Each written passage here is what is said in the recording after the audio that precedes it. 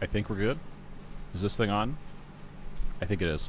Hello, welcome back to Satisfactory. It has been literally 7 months since we streamed this last. Oh boy, but I'm excited to get back into this game. Can't really remember exactly what it is we were working on, but I did poke around a little bit last night, and I managed to gather that we're working on Phase 3 of the space elevator. Currently making modular engines. We need to make 500, and we've only made 14. So, we got our work cut out for us. We don't have anything fully automated for this yet. I've just been dumping it into these containers.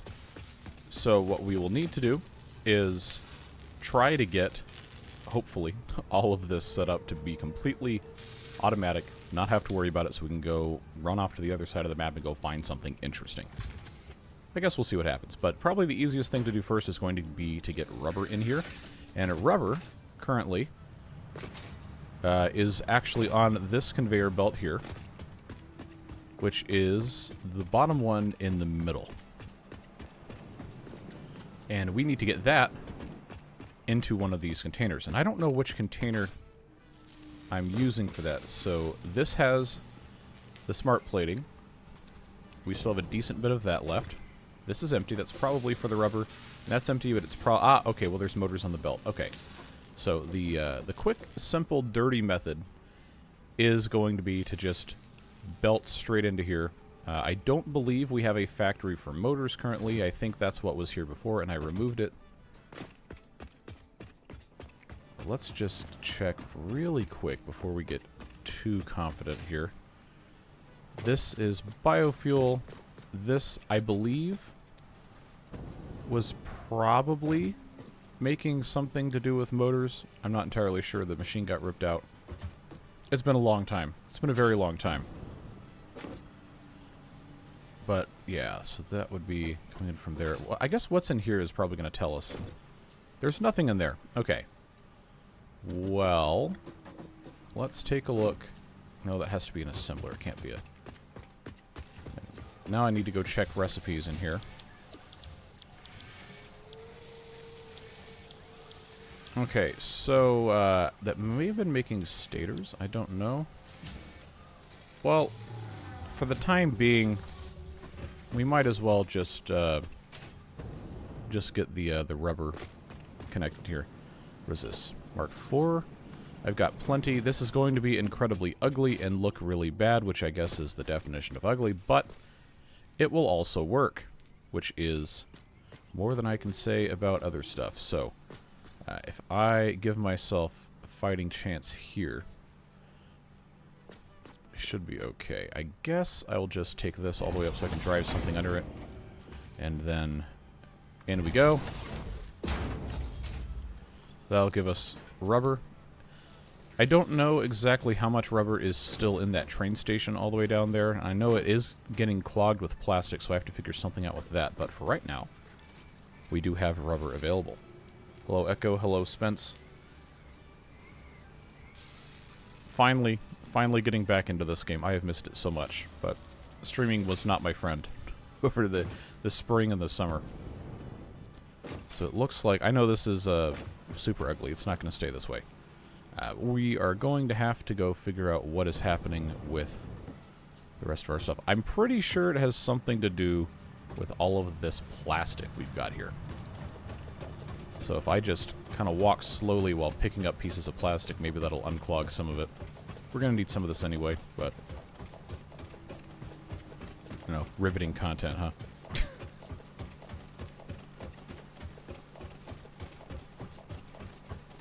This is like 90% of what these streams are, is me just picking stuff up and trying to get things unclogged.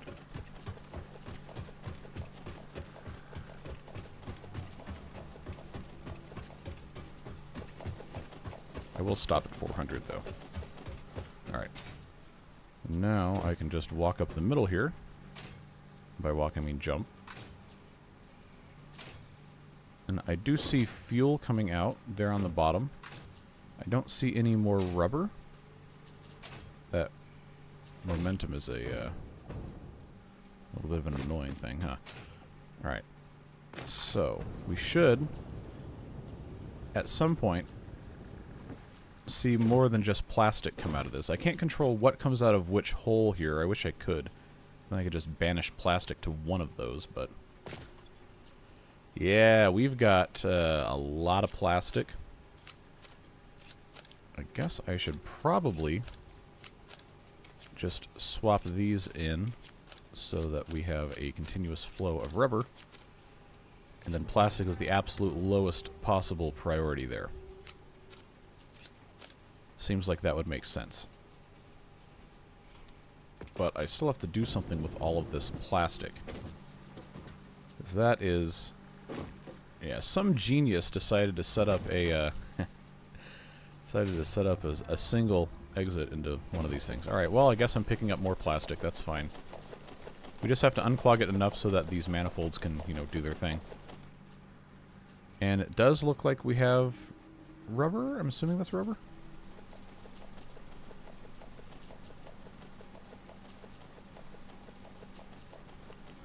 So I guess at this point now I'm going to have 3 stacks of plastic that I have to find something to do with.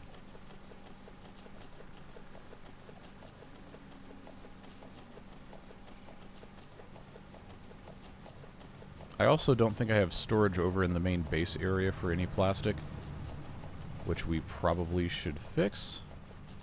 Alright, there's 3 full stacks. I think that should get us most of the way where we want to go. So we should see sometime kind of soon. Here we go. There's our rubber. Should be going all the way out there. And then before too long we should see some other stuff too. But for now I'll be happy just to have rubber coming in here so we can continue working on making the engines. Yeah, 1 per minute. It's going to be a really slow process. Unless we want to overclock this, but I have no idea what our power situation's looking like. Okay, it's stable. Kind of. So I'm going to do the forbidden thing and super ultra overclock this. See, it's going from 55 to how much in terms of power consumption? 184.7. Alright. Well, as long as this is still fine. Yeah, that should be okay. Yeah, I'm excited to see all the quality of life stuff with 1.1. I have not really played more than 5 minutes since before 1.1 came out. I've been wanting to get back into it forever. But yeah, the vertical splitters I am anticipating are going to be tremendously, tremendously helpful. So if we take a look at... oh, I'm sure I have to unlock those. How could I have ever thought differently? Or is it a research I have to do? 'Cause I'm pretty sure I've researched most of this. That's for programmable splitters. I can't do that because I don't have high-speed connectors, but I could research it right now. Which I might as well just go ahead and do. Hey, lag. We are trying to have a good time. Research completed. High-speed connector recipe unlocked. Yes, thank you, New Ada. Caterium research available. Trying to have a good time with Satisfactory, unlike yesterday with the other game, but... So if I make 25 of those, I could make priority power switches. That could be a useful thing to have. Okay, so I guess high-speed connectors are going to be the new hotness here. Oh, they just exist? They're not a separate recipe? Okay, well that's good.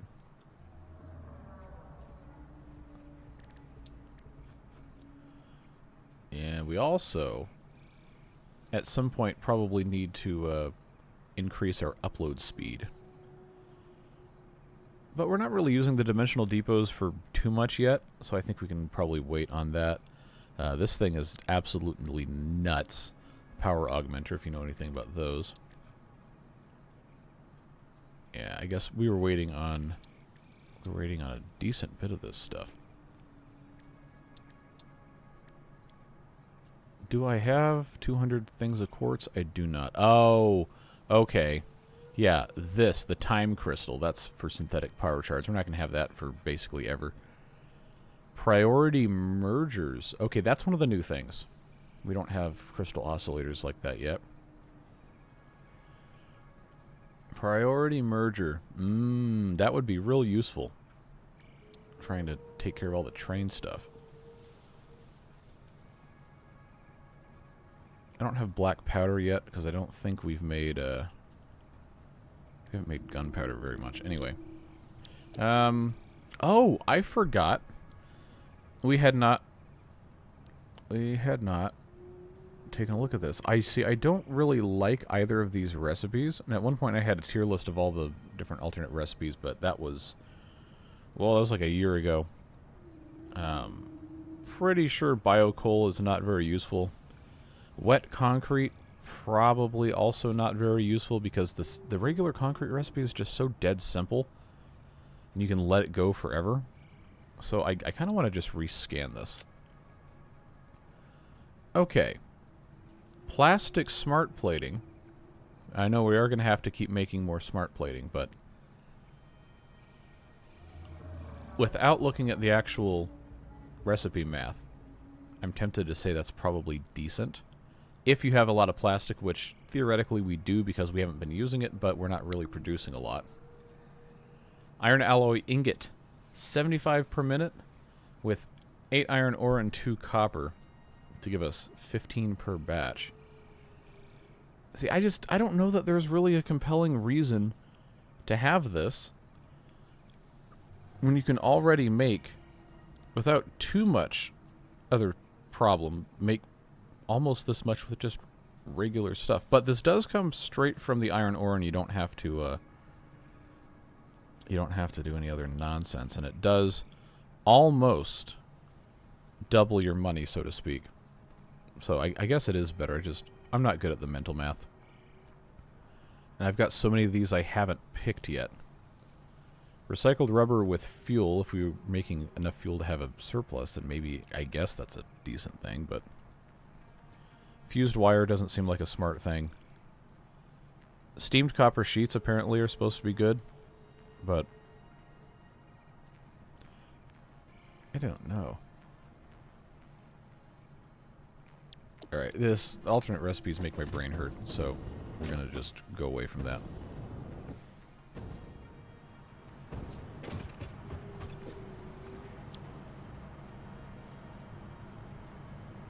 How have I not bought the factory cart yet?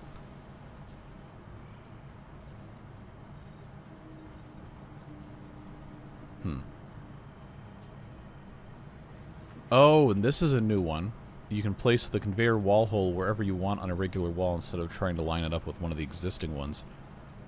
Throughput scanner, that's useful. Let's see. Wet concrete will help in the long game. You see, that's what I've heard.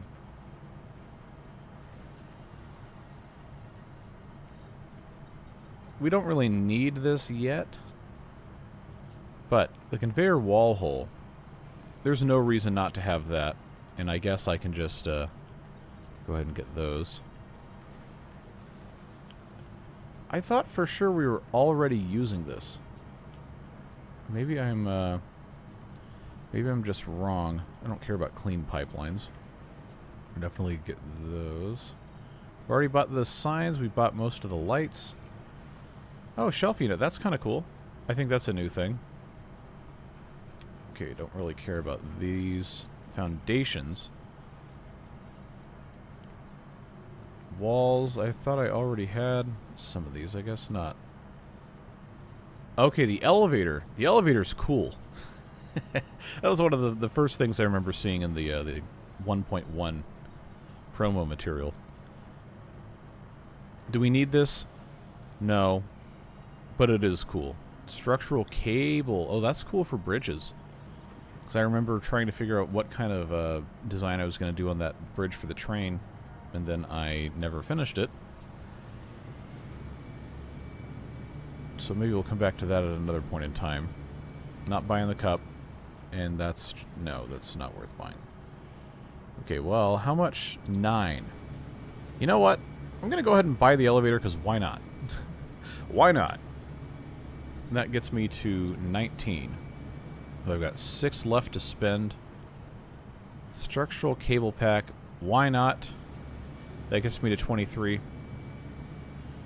And I don't think Metal pillars are fun. Concrete pillars I already have. We'll just roll with this. Oh, now it's Due to dark. Pioneer request and several reported issues with staircases, there is now a more efficient solution. The Fix-It personnel elevator ensures optimal safety by putting a Pioneer in a box controlled by a rudimentary AI, Oh, there specialized you in go. soothing a straining That's going to mind. solve all your problems. Exposure to a Fix-It personnel elevator is recommended to be a minimum of 2 minutes per day for optimal gain. Minimum elevator exposure is 2 minutes? I don't know about that one, Chief. Okay, so what does the elevator cost? Oh! That's incredibly cheap. Why is that so cheap? Huh. Oh, no, that's the unit. Okay, we have to build the stop first? Huh. Whoa. Yeah, I forgot about these. The junctions and the branches for the hypertubes. That's a game changer, because you remember, if you played the game for any length of time, past a certain point you have to make hypertube junctions, and people would come up with all these crazy engineered things where you have just all the entrances pointed at each other and angled up and down and all around, and you got the thing that goes around and around and around like a roundabout or whatever, and then you have to jump out at the right time to go to the... No, this is better. Buffer stop for the trains, probably not super new, but I don't remember that being there. And none of this is new. That's... Obviously, we just bought that, so that's a different thing. Very throughput. Oh, of course these are expensive. Alright, well. I gotta walk away from that thing because the sound is annoying me. Do I have extra tickets? I have 56 printable coupons. Okay, so we can buy some other stuff later. I was admittedly not familiar with how much I had left in there. Do we still have rubber here? We do not, so I'm assuming we had a plastic emergency. But we have almost 3 stacks in there. And this is out of motors, so that is our new problem, is how to have motors. And unfortunately, I don't have a factory for that. But I could make one, I guess right here, if I were to just move these. I guess I will take... No, I can't take those out, huh? Okay, well, it doesn't really matter as long as there's nothing on the belt. I'm just trying to make sure this doesn't do too much here. Let's take... No. Let's take these out. That should be the last one, right? Okay. If I swap this here, then now this becomes where the smart plating goes in, and this becomes where the motors go in, which means I have space here to build a little motor factory. Fortunately, those are pretty simple to make. All we need is an assembler to assemble the motors, then we need an assembler to assemble the rotors, and an assembler to assemble the stators, so we need 3 assemblers. And this is not going to want to play nice here, is it? Whoa! Whoa, how long has this been a thing? I accidentally pushed E instead of R, and now it's letting me cycle between all of these different machines. That's really cool. This is what I get for not playing the game for like 7 months. Alright, so assembler there. That is not where that needs to go. I need that to go, I suppose. Here's probably fine. And since that is just unbelievably slow, doesn't matter how fast of a belt. Oh, I forgot about fireworks. Yeah, 12 seconds to make, so that is 5 per minute. Never gonna need a quick thing. Gotta have rotors, gotta have stators. I can kind of pre-fill this, but I only have 1 stator, so we're not gonna worry about that.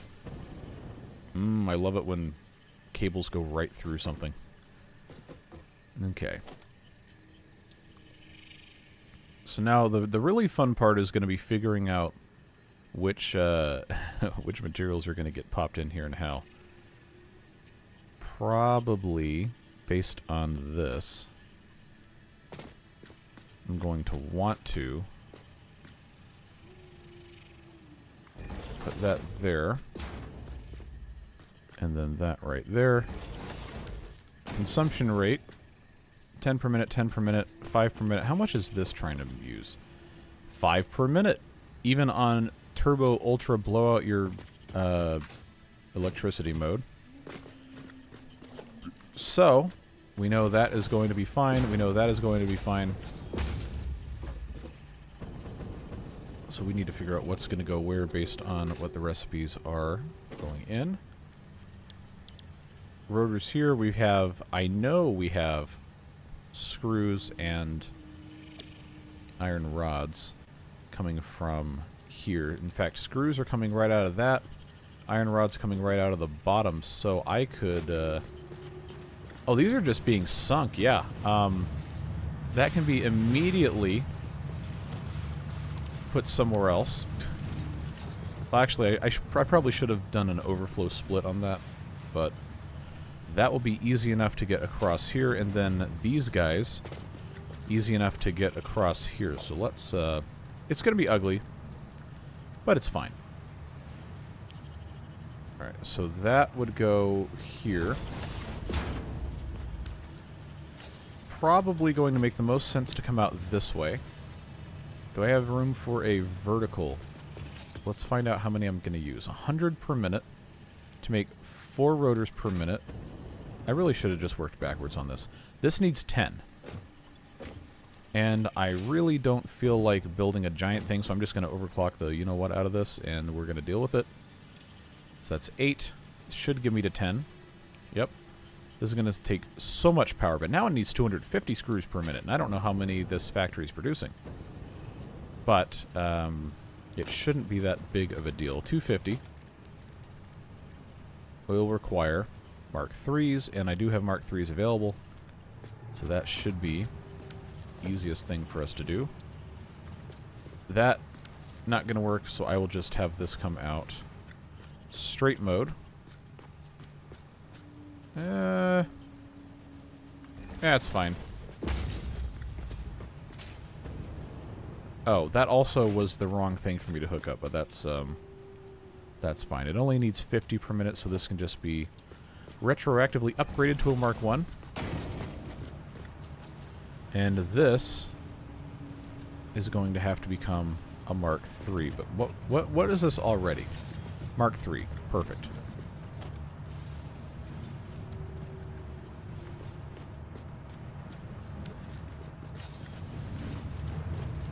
Yeah, so I should have just kept this where it was.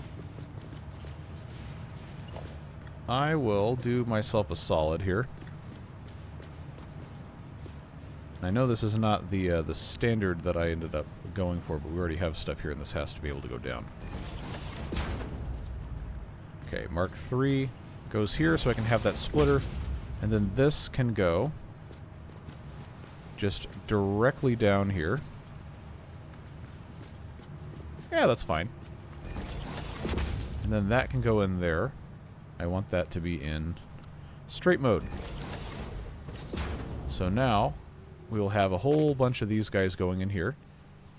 I don't know if it's going to, fully take 250 per minute because it's already diverting other stuff, but we will see what happens. In the event that it is too much and it does want to overflow, then I can put a splitter here. But it would be better to have a smart splitter, except I don't have an AI limiter, so for now I'm not going to have this split off. We'll just let it be what it's going to be. We need to hook these up to power still, but this one needs to be set up to make stators. Coming in from here, I have neither. But we do have somewhere,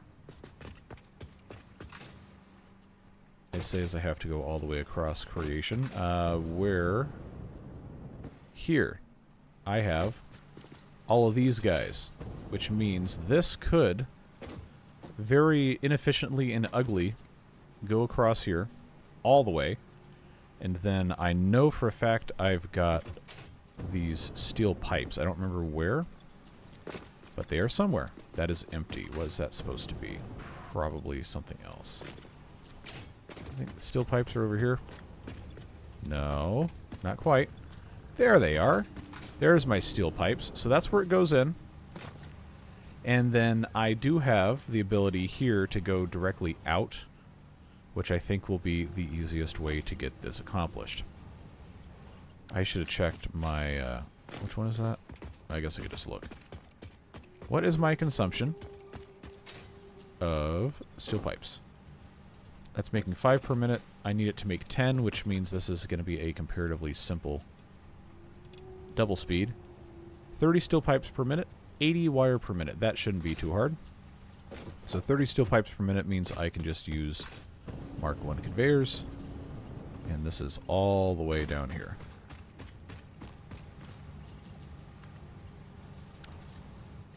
I am unfortunately burdened by wanting things to look nice. I say as I look at my empire of spaghetti, but we will certainly have to do our best. I want to say that is the correct height there. Let's make certain this is fine. That should be cool. That's exactly what I wanted. So now this has to go all the way over to here. And that is how high? That's 4? There's probably not any reason for me to be this anal retentive about it, but it is what it is. I will have to judge heights by building one of these. Okay, give me the Mark 1 lift. Come all the way up here. And that will line up. I should have made the hover pack. Did I guess right? No, that was too high. Alright, let's try that again. Okay. There we go. So now I just have to have this come in all the way from way over there, which that will not reach. But I think I can make this kind of a viable option here. Alright. I don't want to take up too much space with this.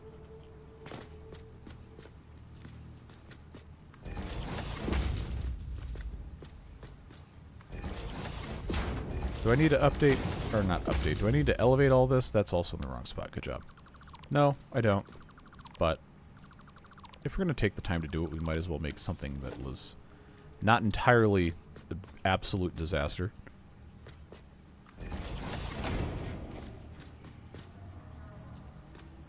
And I guess... yeah, it doesn't have to line up. It'll be fine. Let's get that hooked up to here. That hooked up to here. Please. Do I need to ask nicely? Oh, come on. Seriously?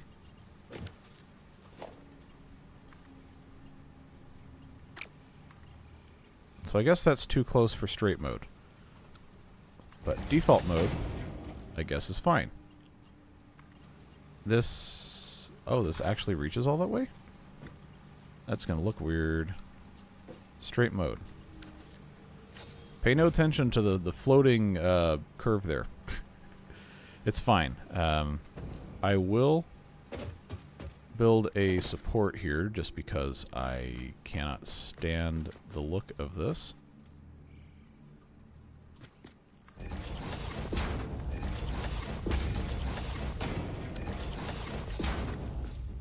Yeah, that's fine. Alright, so there is all of that. I just have to get 80... what do you call it? Over here. So why don't we do the same thing here? This is going to have to be Mark IIs. But I don't have enough reinforced plates, so I'm just going to do one of these. I think that's the same height, and it is. So Mark III it is. It's fine. Stackable conveyor poles. So that will come out right here, as long as I guess correctly. And I think I can just... No, no, no, stop. Pretty sure this is lined up.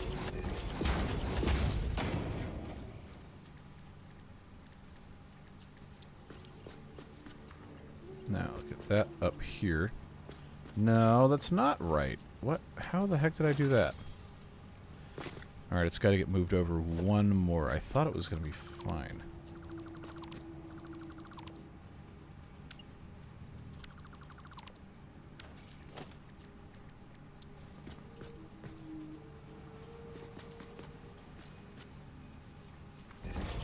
Okay, let's try that. Again, does it matter? Not really. But we have an opportunity to not be completely stupid.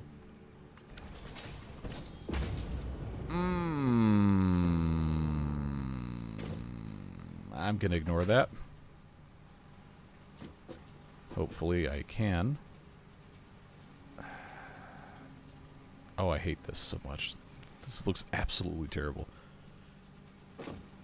Now, I need to get this exact spot all the way across here, which... Oh, I wasn't expecting that to actually work. Okay. Okay, Mark III belt. Look at that. Okay, so that has to get from over there to over here. I think I'm probably pretty safe just demolishing this because we're not using it. But that is full of copper wire. And that is full of nothing, which means that can be removed.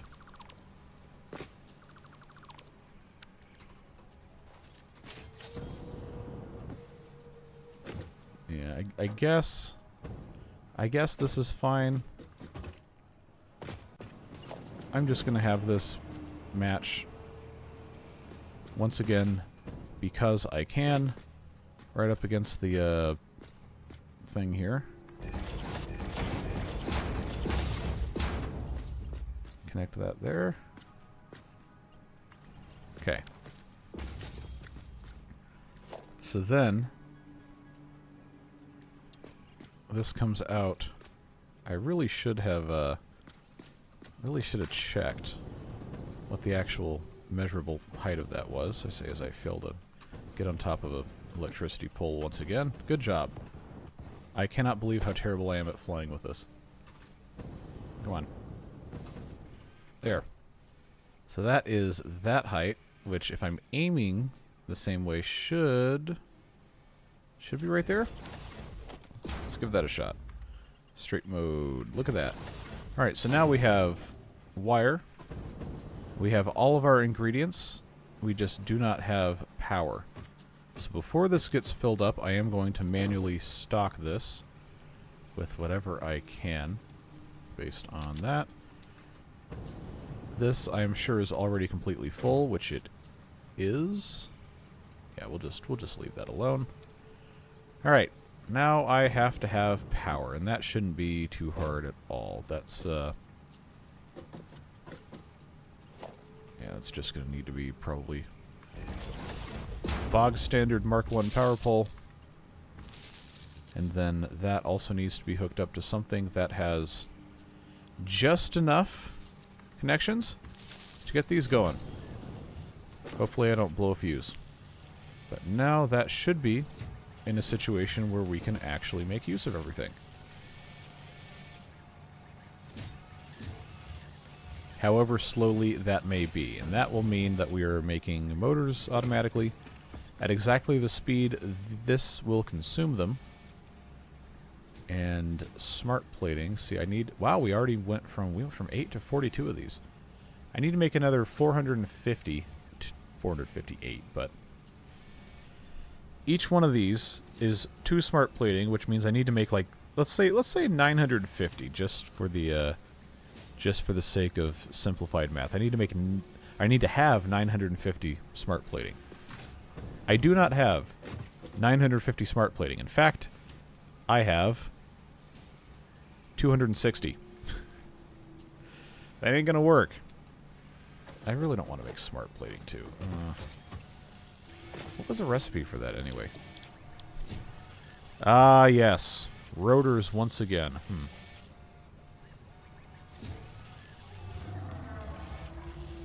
Now, I had an alternate recipe for smart plating, didn't I? That I didn't pick yet. Hello, hello? Let's take a look. Okay, so this isn't better. This is not better. Because it has to have a manufacturer, it has to have still the reinforced iron plate, it still has to have a rotor, although it doesn't have to have, what was it, 2? I always forget what the recipe for the smart plating is. Oh. No, it just adds plastic. Instead of making 2 per minute, you can make 5. Okay, well, I guess that's fine, but...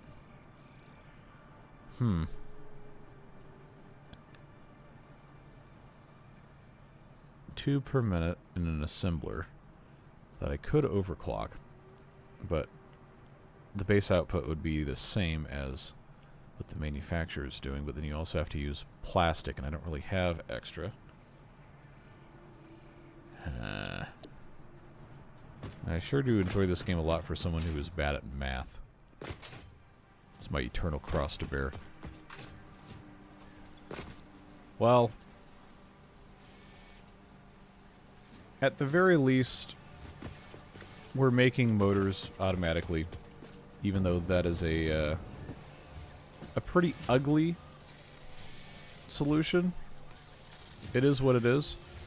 Now, if I were really smart, I would put in one of these summer sloops that would double the output, or I guess it's 2 of them, would double the output of rotors, so I don't have to do this anymore. But this is such a simple recipe, it would feel like kind of a waste to do that. And I know this can support another one of these things, just making rotors. So honestly, I really should just shut up and deal with it. But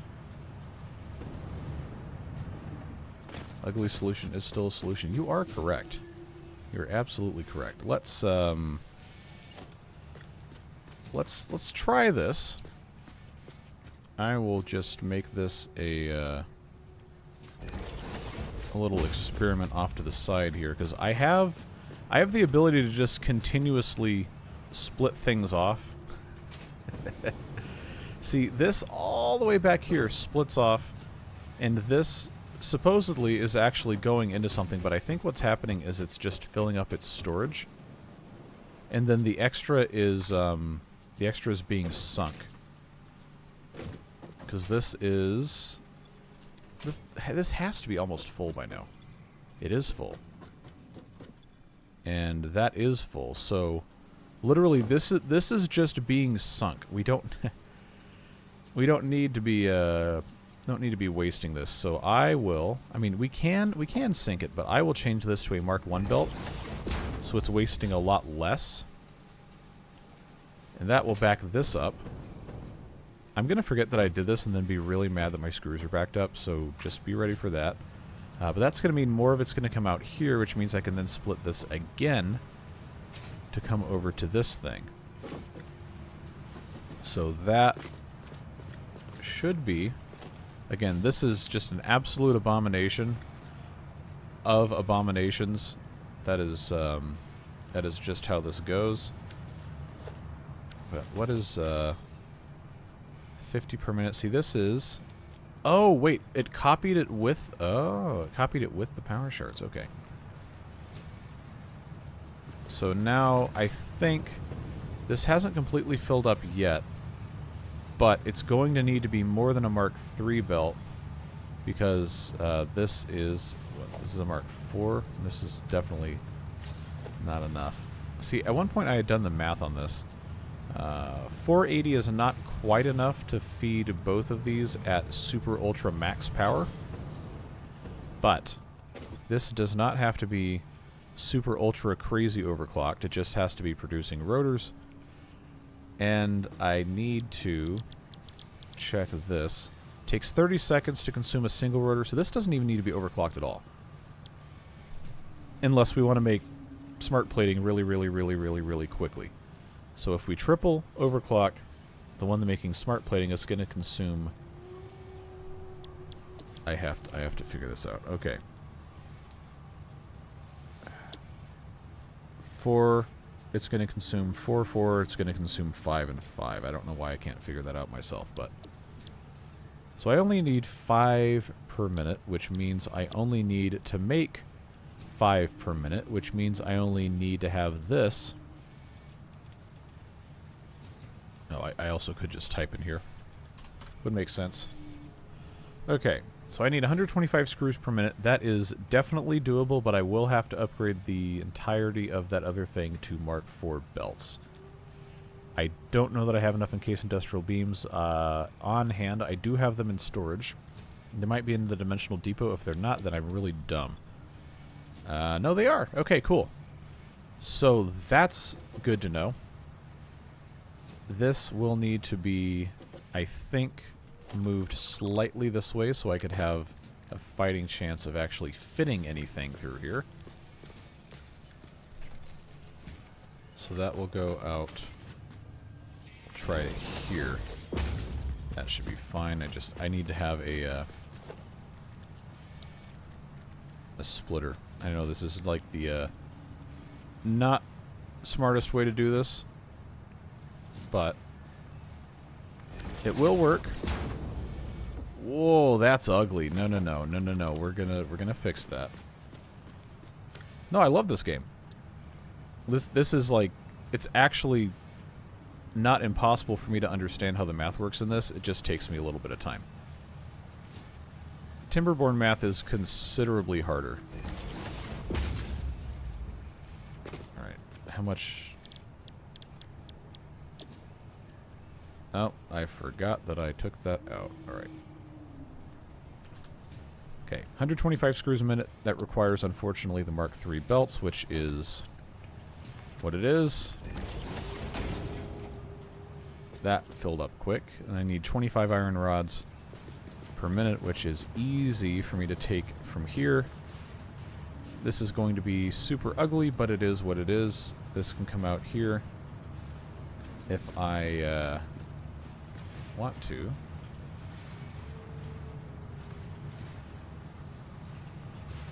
I'll just have that go from there. That should be fine. Why in the world is it doing that? Okay. Is this correct? No, it is not. But you know what? It's fine. This is not a permanent thing. This is just a get this space elevator part made and then we'll rip all this out. Alright, so that's making rotors. And then I just need to have, to make smart plating, a set of, let's see, I already forgot what the recipe is. 5 reinforced iron plates. Do I have those in the thing? I do not. I probably should. Hello? Hello. Hope you're having a good Sunday. It might actually be early Monday for you. Don't exactly remember how time zones work. See, at one point over here I was making reinforced iron plates. And I think this... Wait a minute, this is already making smart plating.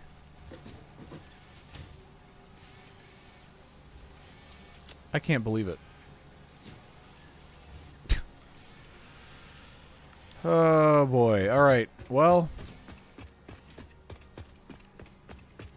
At least we know we don't need to do what I just spent all that time doing. I can just walk these over here. Alright, so immediately remove this. Immediately.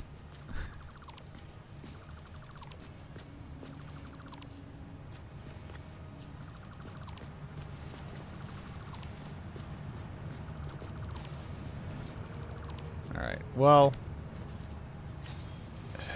it's fine. It's fine. I just have to keep telling myself it's fine, and then it will be.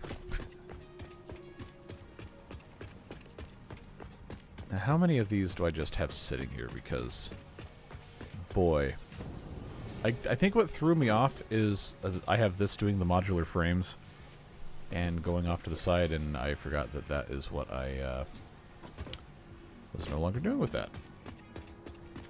Hello, hello.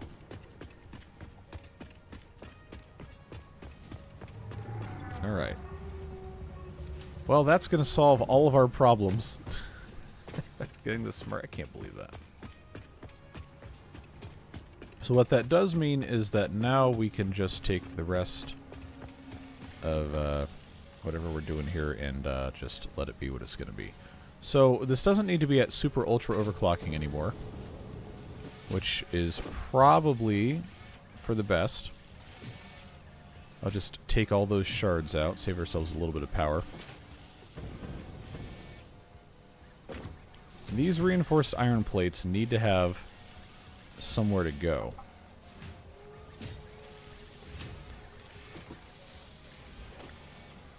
But that is not my concern at this exact moment in time.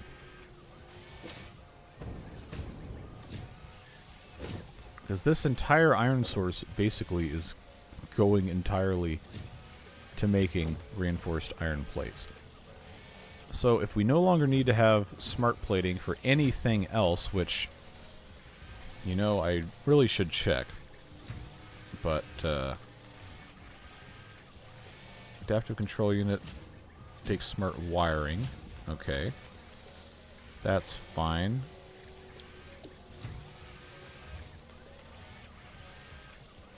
Well, I'm surprised if you haven't heard of this before. This is one of the most popular resource management, factory building, whatever things in basically ever.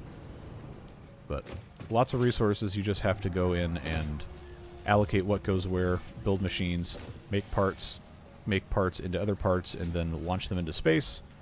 Make some sort of space station, which is not entirely apparent at this point of the playthrough what actually does, but there's a whole lot of stuff. A whole lot of stuff you can do. Streaming a lot lately? Not really. I just hadn't streamed for a long time. But I would like to at least twice a week. See, I wanted to do it all summer, and then stuff just kept coming up. It kept coming up and kept coming up, and I wasn't able to do it, and it made me mad. Like, you know what? Forget it. I'm just going to do it. It's not buffering. Well, that's good. It has dropped some frames, but, I don't know, City Skylines 2, I made a post about this while I was sitting here eating my lunch, but City Skylines 2 has fooled me for the last time. Like, we're not doing that again.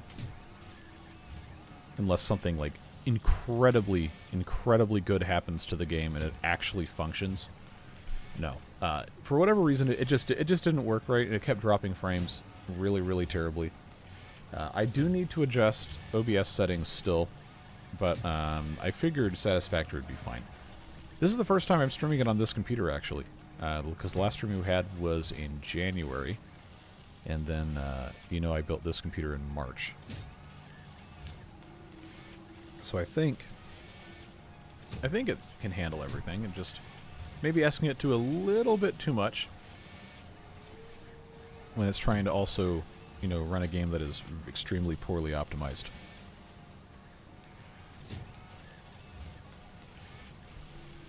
Anyway, all that being said, we are making modular engines. We have to make 448 more of those, and then we have to make the adaptive control units, which I was just looking at absent-mindedly, but these have to be made in the manufacturer. We already have it right here. We haven't made computers yet. Well, we haven't automated them, at least.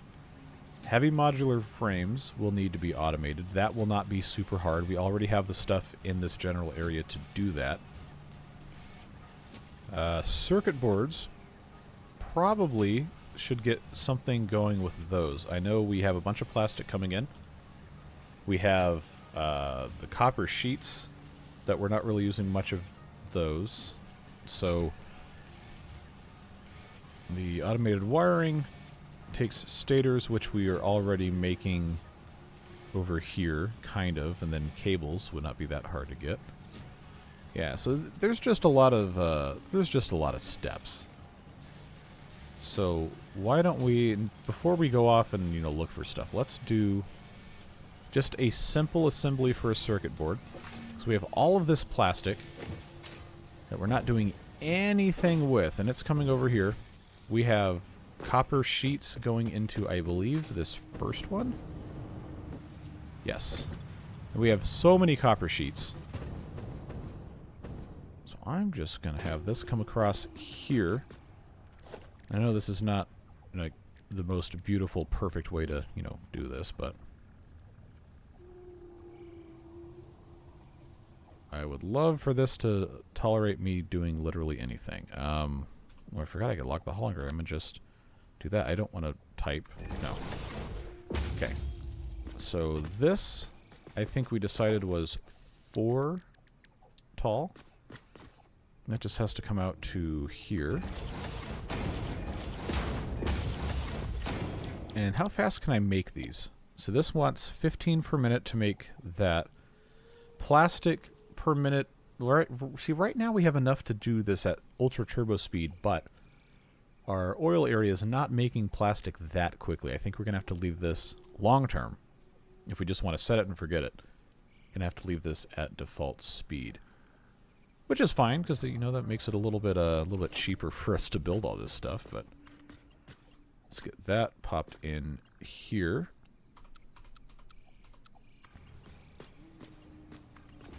Then it doesn't want to play nice with the straight mode or the anything mode. Okay. Well, that's fine. That's what this is for here. And then straight mode. Conveyor belts. What do you mean it's too steep? It's right here. Alright, whatever. Default mode. Alright, so that's going to get us our copper sheets. Plastic.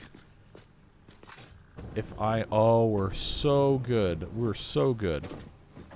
So I can just run this all the way through here if I have a split somewhere else, which I could easily do.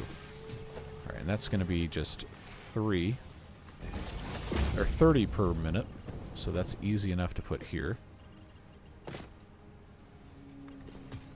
And then this just has to come around to the back, which I think... Yeah, that works.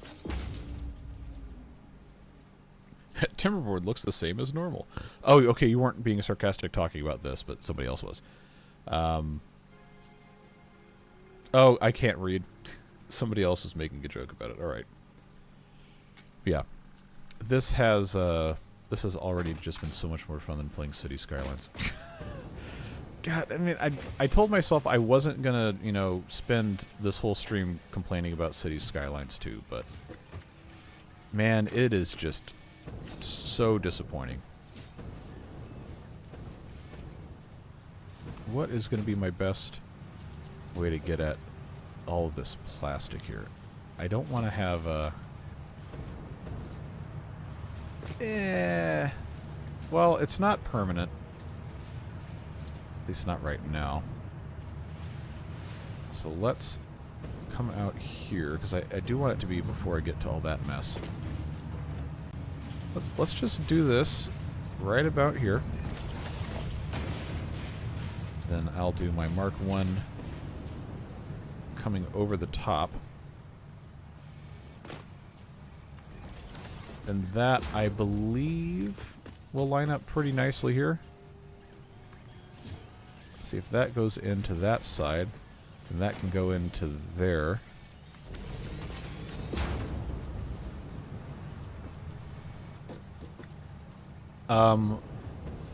Okay, no. No, that looks terrible. Alright. Curve mode? Default mode, there we go. That works. I actually don't watch ZX videos. Partly because I don't have time, partly because I'm afraid that I'll just end up doing what they're doing and then people get mad because you're copying somebody. No, City Skylines 2 is coming up on 2 years old and still does not have the features and stability promised at launch. City Skylines 1 is, at this point, a decade old.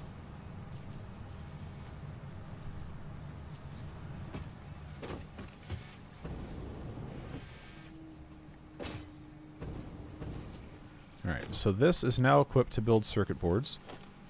And since we are not in a position currently to use them, I will just make a storage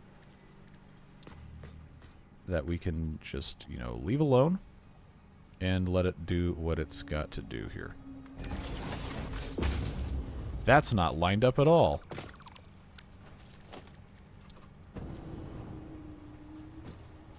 Might help if I did that, huh? Alright. So that will, once it is started, get connected super easily here. Where's my closest power? There is no power. That doesn't have any slots. Okay, where is the... Okay, here it is.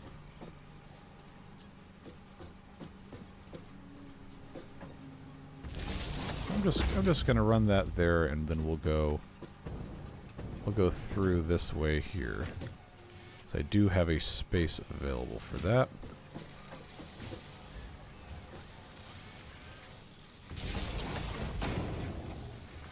Well, that'll get it hooked up, at the very least, and we can start making circuit boards. SimCity 3000 was such a good game. Such a good game. SimCity 4 was also a good game. But SimCity 4 suffered from being released like right before dual-core processors, multi-core, whatever, started becoming commonplace. And it did not run very well on my computer because I had a slower single-core speed. And I was never able to really build too much interesting stuff with it. But it's available on Steam now, and it has been for, I don't know, over a decade. And I have run it before on Windows. I think it was Windows 10. I don't think I've tried it on 11. I know it worked on Windows 8 and Windows 7. That's most of what I played that on. But it worked pretty well. Still, you know, only single core because nobody really planned for anything back then, but it's fun.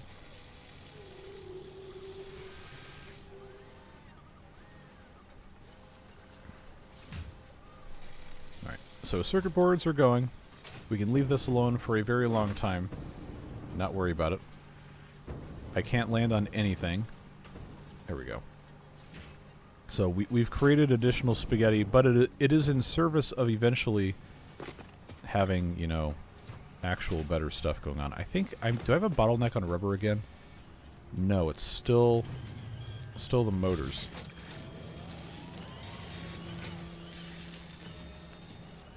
So it's interesting because the motors never seem to arrive before this thing is finished, but I thought I had it I had this set up to where it was like perfect for that.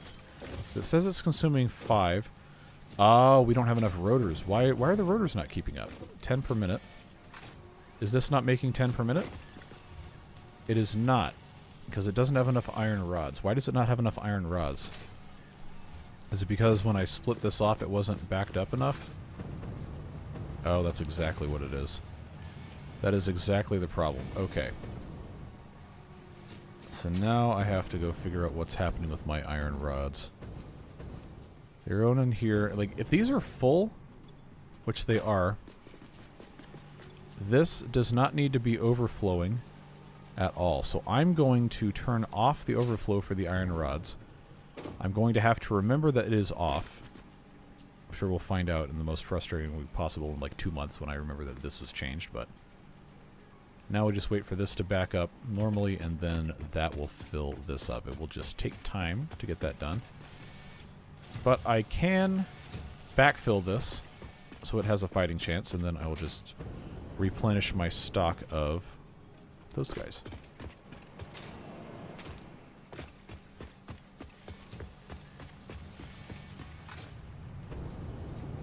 I don't think there's any appetite for a SimCity 3000 stream.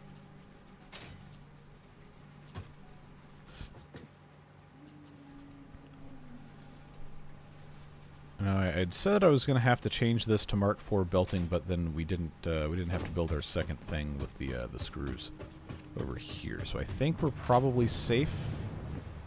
Probably doing okay with that. Rubber is still kind of a problem because we haven't been able to, you know, unclog this whole thing. Let's go check this out, see what's happening.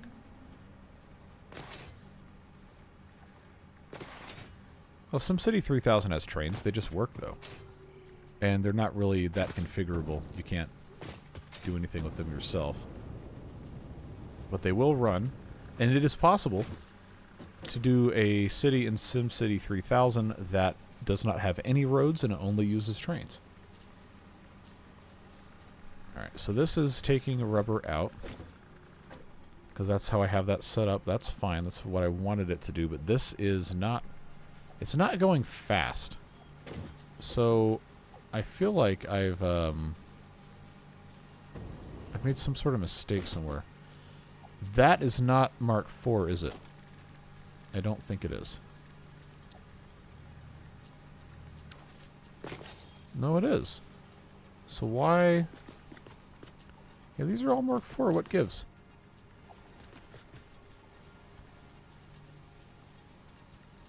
Maybe it's just because it's vertical instead of horizontal, so it has to travel less distance to have the same... I don't know.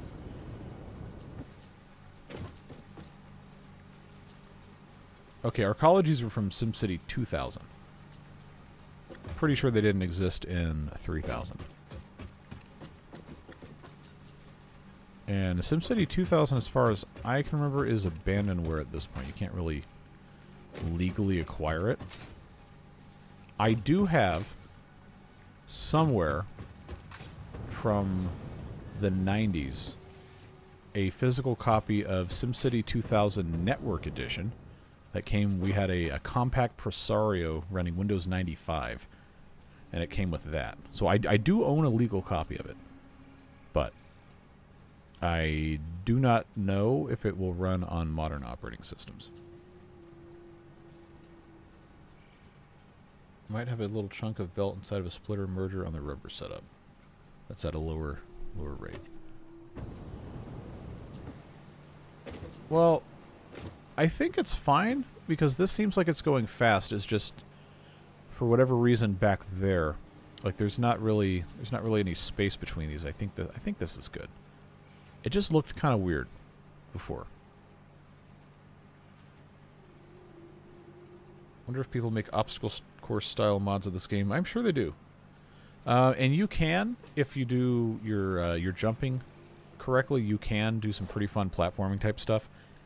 And you have jump pads that you can aim, and the landing pads and all that.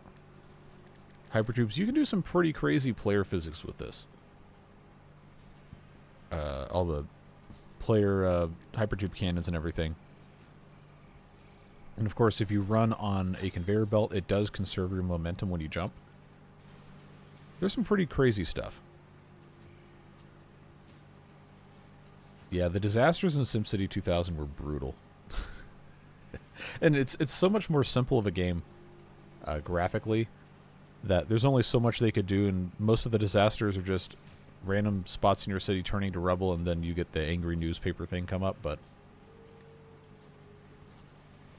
still fun. Update. Execs turn the workshop into a parkour course again. I hate my job. Yep, sounds about right. Which is really funny in this game, because now they've added all the different dialogue with Ada in the story mode. And you start to get little hints of company culture unraveling or being super toxic when you unlock things. What did I do in college? Waste a whole lot of time. But no, I started as a music composition major, and that was a miserable, horrible experience. I did not do well at that, and then I ended up switching to communications, and now, instead of actually working in communications, I make YouTube videos, making about as much money as I would have if I had started at a newspaper. But it's fine. Did you see the video Coffee Stain Studio Dev reviewing Josh's play of Satisfactory? Yes. Snoot has, the one who made the video, has actually been on stream with Josh. Josh doesn't stream much anymore, but he'd been on stream with him while he was making that crazy Satisfactory stuff. But yeah, really, really, really entertaining. I think I watched those videos, the original ones, before I owned this game. He's made a bunch of them.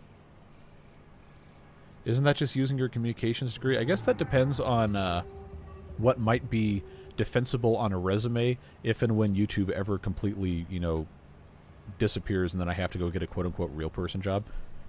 But, yeah, I mean, I guess I talk to people on the internet, and I use Adobe Creative Suite, which is what I was going to be doing anyway, except now instead of doing News Bite stories, I'm playing with beavers and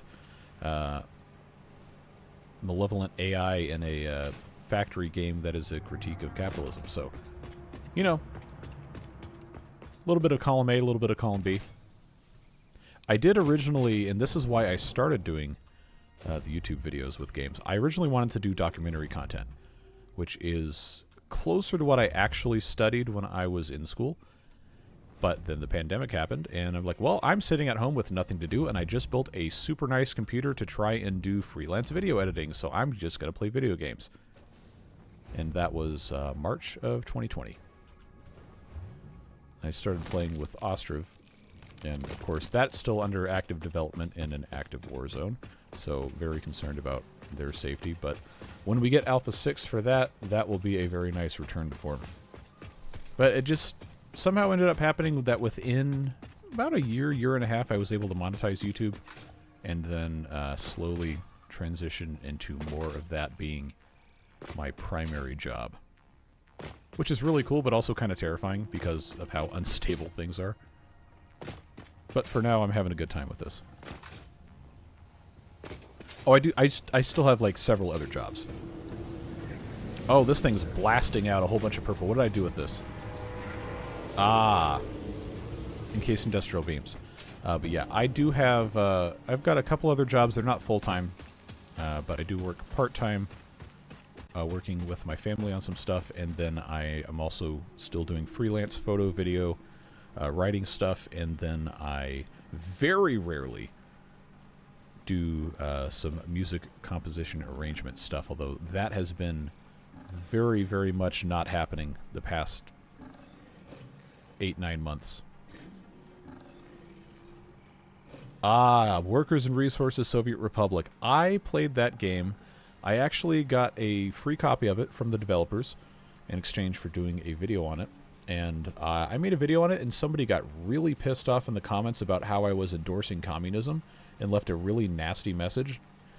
And then I told them that that was absolutely not how that works, because it's a video game, and you're having fun with it, and it is absolutely, completely, violently critical of communism as an economic engine. But I guess facts don't matter sometimes. I made 2 videos on it. They did not do well. I don't think I ever streamed it, but I did have a good time with it. And at some point, if I ever have the free time, I think I'd like to just play it for me. But then the beavers kind of took over, and I figured out, hey, if I just play the beaver game and keep coming up with new ideas for that, then I can make this full-time job income and have a good time doing it. So that's kind of what's happened the past 2 years? 2.5 years? Well, I mean, I don't want to dog on this person because, you know, people have different experiences in life, and older people especially. I say older as in older than me. I was born after the fall of the Soviet Union, I think. Well, I was born in fall of '91, but like people who grew up in the kind of environment where you had to worry about stuff like the Cold War or other things adjacent to that, I can understand why they're not going to really want to interact with content like that. Like, different people are going to have different opinions and different lived experiences, and that doesn't mean that they're wrong. It doesn't mean you're wrong. It just means, you know, people are not going to want to always engage with content that other people are going to want to engage in. And you just have to give people a little bit of grace. But that being said, I did think that was kind of a ridiculous thing to post on a YouTube video about, you know, somebody trying to have fun playing a video game. And somebody, when I played the Penguin game, this is a different person, somebody also said that one was promoting the tenets of communism, which I'm just like, what are you doing? Like, I think at this point, if you're that mad at a YouTube video of somebody playing a video game about penguins, it's time to go outside. It just, I don't have anything else to say about that, I guess. The Penguin game was fun, but it did have a couple of kind of annoying things with how the... Oh, here we go, I'm not even playing this game. It had a couple of annoying things with how the economy in that game worked, where you couldn't really get away with trying to focus on making any specific type of thing in terms of like defense, because there was always some enemy that was immune to X, Y, Z, and you had different types of stuff. You couldn't ever leave anything completely alone, because you'd use all your resources trying to make the ice spears or the ice cannonballs or whatever, and you had to keep reallocating penguins to everything, and the fishing was very, very hard to balance. Oh, media literacy is a very hot topic. I don't know if our friend Josh is in here. Not Let's Game It Out Josh, different Josh. But man, the conversations I have had with so many people about media literacy would make your head spin. And as someone who is uniquely positioned, having studied this in college, to talk about media literacy is just people... I guess I should be careful about what I say, but people as of late have, on average, I think, become more unwilling than they have ever before been to consider that there are themes present in media, in video games, and different narratives spun by whatever entities choose to create content that they might not understand, and that it's okay not to understand, and it's okay to try to ask questions and figure things out, instead of just take everything absolutely at face value as the gospel truth and then get mad about things.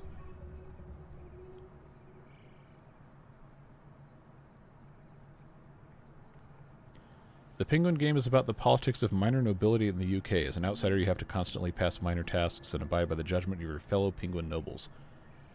You know, I hadn't ever considered that, and I obviously did not grow up in the UK. But now that you say that, whether or not that was a bit, the whole thing about trying to gain favor and influence, and then when you become the king, you have to decide whether or not new colonies are going to be allowed to join your social club of penguins. That sounds exactly like something that would be true. It's an interesting perspective. I need to make sure that we are actually stably making these before I leave this alone. So we've got motors. We don't have enough motors. I do have rotor. Oh, those just ran out. This hasn't backed up yet, has it? No, it has not. That's probably going to take a little bit more time. But these are still going somewhere else. See, it doesn't, it's not saying that it's taking anything anywhere, but I don't see iron rods going into our thing. Now it's just sending them to the middle of nowhere. Like, this is full, right? Oh, the bottom one's not full at all. Then what's happening? Is this top one not full? No space in the depot.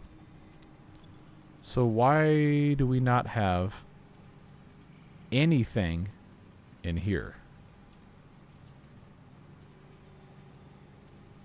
Yeah, see, those are disappearing really quick, but they're not going here. So, oh. Okay. Okay, that's what's happening. These are all going in here. I should have known this is what this was going to be doing. So they can make more rotors. So they can then send these things over here to make smart plating that we probably aren't going to need again for a very long time. Okay, so that's consuming 2 rotors a minute. This is making 4 per minute. Let's downclock this. See, this is what happens when you don't have a super great idea of what all is happening. You end up wasting components. See, 7.5 per minute probably doesn't need to be making. No, this needs 2. So give me that. 2 per minute. Which I honestly, if I can make one of these dimensional depots, which I cannot, then I should have had that upload to the cloud, so to speak. Instead, I will take a bunch of these reinforced plates for myself, because we're going to need them. And then we'll just let this continue at whatever speed it actually needs to be operating to continue to make those. We can sink them if we don't want them later.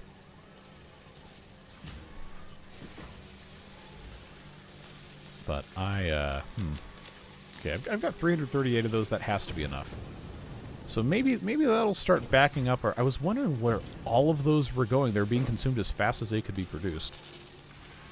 So 10 per minute iron rods coming from our iron rod distributor, which is also going, or is that that's the output?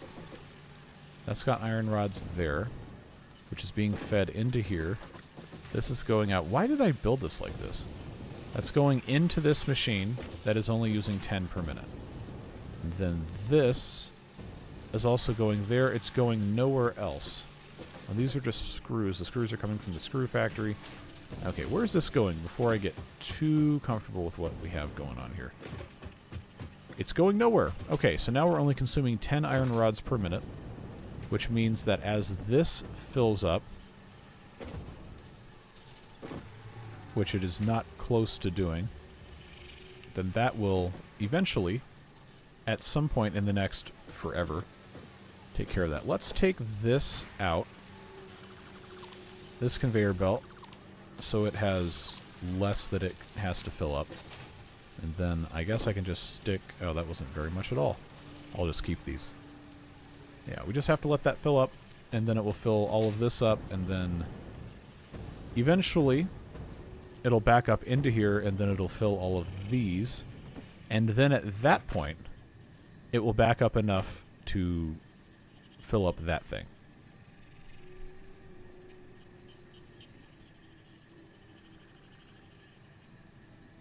Which age group makes up the majority of your community? I can pull it up on my phone right now, and I will tell you. It is a lot older than you might think. Alright, audience. It's interesting how they have this stuff split up. Sometimes they have some really interesting statistics, and sometimes it's just like nobody cares about this. But the very first thing that shows up when I pull up audience in the studio app is that watch behavior is almost perfectly split 3 ways between new viewers, casual viewers, and regular viewers. Regular viewers being somebody who watches almost every video I upload. Casual viewers who might watch like I don't know, a small portion of them, and new viewers who don't watch any of my other stuff. 35. We talked about this yesterday or the other day in one of the streams I was doing. 35% of people watching on computers, 31.4% on TVs, 24.4% on mobile, and 9.1% on tablets. It's not showing me any other types of devices, but at one point, smart TVs, or not smart TVs, smart fridge showed up, which I thought was really funny. All right, so before I tell you, do you have a guess as to what the dominant demographic is for these videos?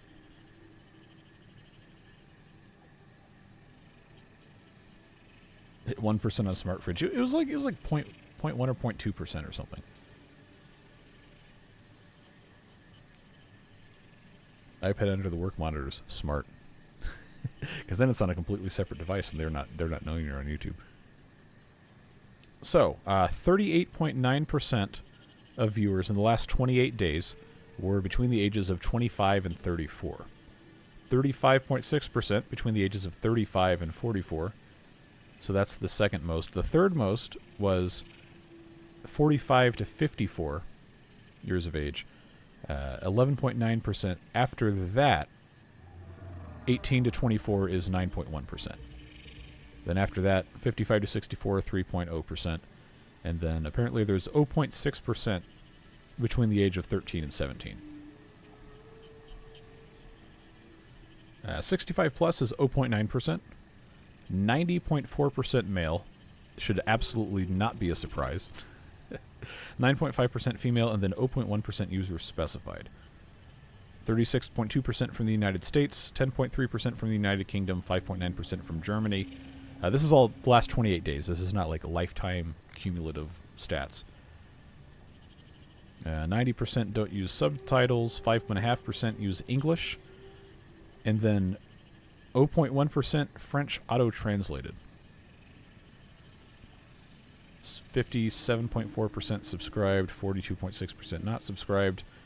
What your audience watches: Zedek, Real Civil Engineer, Biffa Plays Indie Games, Chubby Panda, never heard of that one, Echo Ridge Gaming, 5 more. Let's see who else shows up.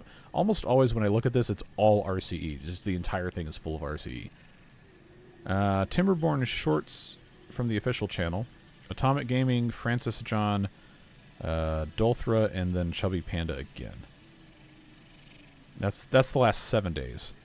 In terms of specific videos, channels the audience watches in the last 28 days. Zedek shows up first, Biffa Plays, Atomic Gaming, Francis John, Echo Ridge Gaming, Timberborn Official Channel, Dolthra, Disturbed Simulations, sometimes shows up in streams, and definitely in chat. It's been a beard booster for a very long time. Chubby Panda, Sargon Destroyer of Worlds, Grind to This Game, and Alistair Raven Gaming, I think is what this one's called, yeah. So that's the last 28 days, the most common channels that are watched. Which is funny because, you know, RCE doesn't show up on this, but the individual videos, he always dominates. He's got like, if there's 10 of them, he's got like 8.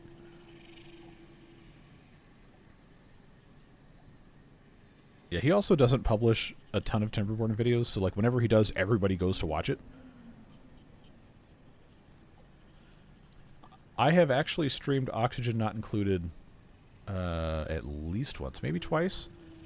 Did not have a good time because it's just super complicated. But I do want to get back into it. I know there's a bunch of people in the community that really do like it. And there's at least a few who play it.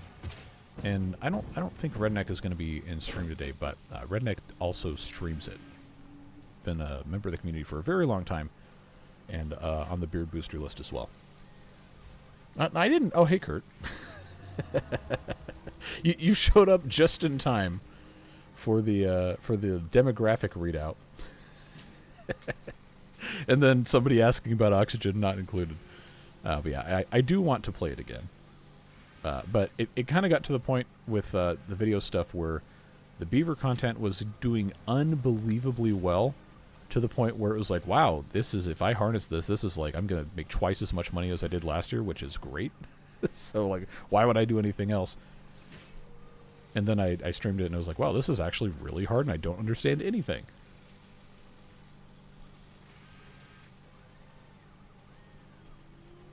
Yeah, I'm not here to, you know, adjudicate the quality or authenticity of anybody else's content. But I do think there's a little bit of gamesmanship sometimes when you are a larger YouTuber, which RCE definitely would be.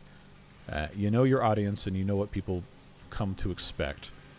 And you know what makes the type of videos that you want to make and your audience wants to watch. And then whatever you do to make that happen is what you need to be doing. I do think sometimes he does kind of have fun with people when he's making some of that content, but no, I always watch his stuff. Well, Timberborn at least. Let's go say hi to our doggos. We haven't done that yet today. I'm streaming for an hour and a half. Sometimes they bring us fun treats. Oh man, so that actually did make me really mad when people are like, "Well, you're faking this for views." Like, dude, I'm not smart enough to fake this for views. I'm just actually stupid sometimes. Let's see. We've got some rubber from JoJo, and we've got, ooh, look at these turbo motors from other JoJo. Thank you, JoJo's.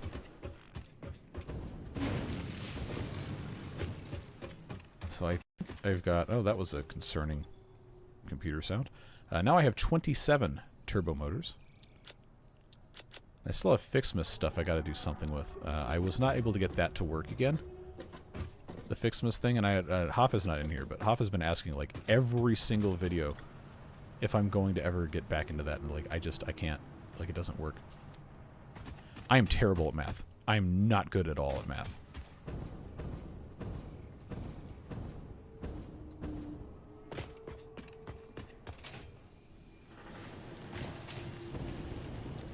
And I guess going back to the other thing, there's nothing wrong with liking videos that you like and disliking videos that you dislike. Like, no one should be able to tell you how you can and cannot spend your free time. But I do know that as far as, like, what I want to actually make, I don't want to ever put people in a position where they are feeling like they're wasting my time, wasting their time watching my content.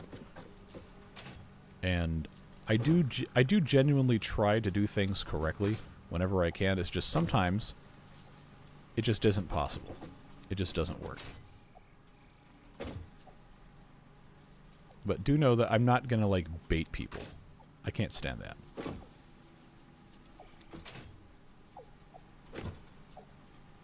Let's go ahead and put all these things back where they belong. And then I've got presents that need to go somewhere, but I don't have a storage for those, so I guess I just have to make whatever. See, I don't know, like, if we keep the same save through the next Fixmas event, maybe it'll still use the same recipes and we can just keep this and keep the tree and all that. I don't know how it's going to work. But we're not going to know until we know, so no sense worrying about it. That is Fixmas data cartridge. For MAM research, obviously we can't use that now. That is packaged rocket fuel. I don't remember that being a thing. Was that a... oh, that might have been from the advent calendar. Well, regardless. Now we have gotten rid of all the Fixmas stuff without deleting it in case we actually can use it later. And we can just go right on back to what we were doing before.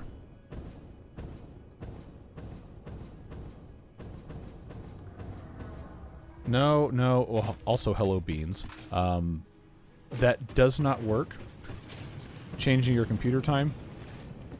Because if I change my time and date on my computer, then everything else breaks. So, like, I guess I could play... I couldn't stream it. At least it didn't work when I tried it on the other computer, but... It was just not a fun or viable time to try and keep changing the dates on stuff when I have so much other stuff that relies on having it, you know, be the actual correct date.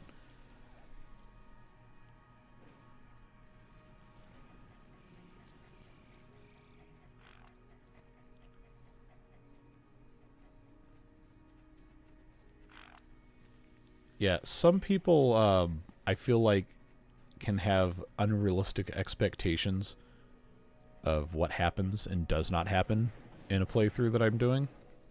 Because they are used to some people that do bait viewers or try to come up with other stuff without actually, you know, doing things correctly. Which is not something I ever want to do. So when people accuse me of that, it makes me pretty mad, but I also, like, I can't sit there just being angry at people. That doesn't solve anything.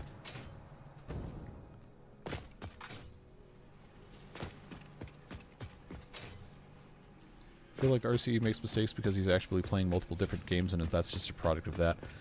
Yeah, look, the man's busy, right? Like, he's married, he has a kid, he's got employees, he makes merchandise, he's launching a card game, and he makes a video every single day. He's recording so much different stuff. Like, of course he's not going to be like the most perfect Timberborn player ever. And he's a... Well, I don't know if his license is lapsed or not, but at one point he was a civil engineer working on highway projects. Like... He's not stupid. He's a really smart person who has a lot of stuff going on. And I think he records Timberborners, like, really far in advance. Like, a lot of time in advance. Goal for today, survive. Secondary goal, do more stuff. We're currently... I know, I'm messing with you. But I'm trying to get the modular engines complete. And right now I have fully... almost...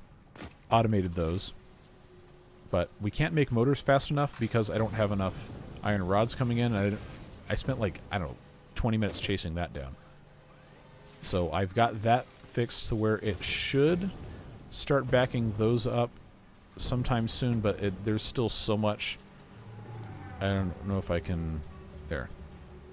Like, these only come out so quickly from here, and I can't really adjust that. But it is going to, at some point, fill up our giant containers and then back up here. Once it backs up here, then it will go into this thing, which is making rotors. But it can only do so much. It takes 50 per minute. I know we're making more than that, grand scheme of things, because there's so much going on over there. Once that goes in, then it can actually make all of our motors. I'm going to preload this with 100 rotors to try and, you know, give it a fighting chance. But we need to make a lot of motors. Like another 410. So it's going to take a while. And then I figured out, after building most of a smart plating factory, I figured out we were already making them and we already had enough. So that was fun. And then the rubber is coming in, supposed to be, from our train station all the way over there. But it kept getting backed up because of plastic. And now we are using plastic to make circuit boards. And we've already made, wow, 261 in the past half hour. And so that's fine. I'm not going to speed this up because I'm pretty sure once we run through all of this plastic, it's not making 30 per minute. Or it might be making a little bit more than that, and that's not worth worrying about. So that was the main goal I had, was to try and get more space elevator stuff done. But then I also wanted to go and look for hard drives and stuff. And then people kept distracting me with things. So that's how it's going. Do I want to know, Kurt, what your suggestion is? Do I want to know? Wait, a card game, yes. If you're not watching his videos and you haven't seen it, but RCE has made a card game. I don't even know like how you play these games. It might even just be collector cards or something. I don't know. That seems to be super popular now. But like different like in jokes and things that he's done in his videos and like community. And there's one of his dog. Like you open the packs like you're opening Pokemon cards, and then you get different things and you make different sets. I don't know.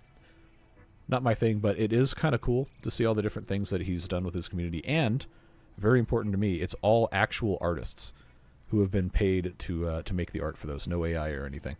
So I like to see that. I am not playing Counter-Strike on this channel. Hey, Josh. I realized that like we were talking in DMs like 3 minutes before I went live, and I didn't mention anything. So sorry about that. But yeah. RCE was the only one who criticized CS2 openly. Okay, among like big creators, yeah, probably. But there are definitely like people who mainly play City Skylines. Plenty of them have openly criticized it, including people who got paid to go play the game or invited to go meet with Colossal Order or whatever. And like I really don't like, for the most part, dumping on people or dumping on companies or whatever. But like, man, it's been 2 years. You got to figure it out. Or just, at the very least, admit you made a bunch of mistakes. Because, like, I paid $90 for the Ultimate Edition of the game, and there's still not everything that I was told I was going to get after almost 2 years. Which, okay, whatever. Like, I enjoy playing the game when it works, and I feel like I've probably gotten my money's worth at this point. But, come on, man. Like, there's a lot of people spent a lot of money to pre-order this, and they did not get what they paid for.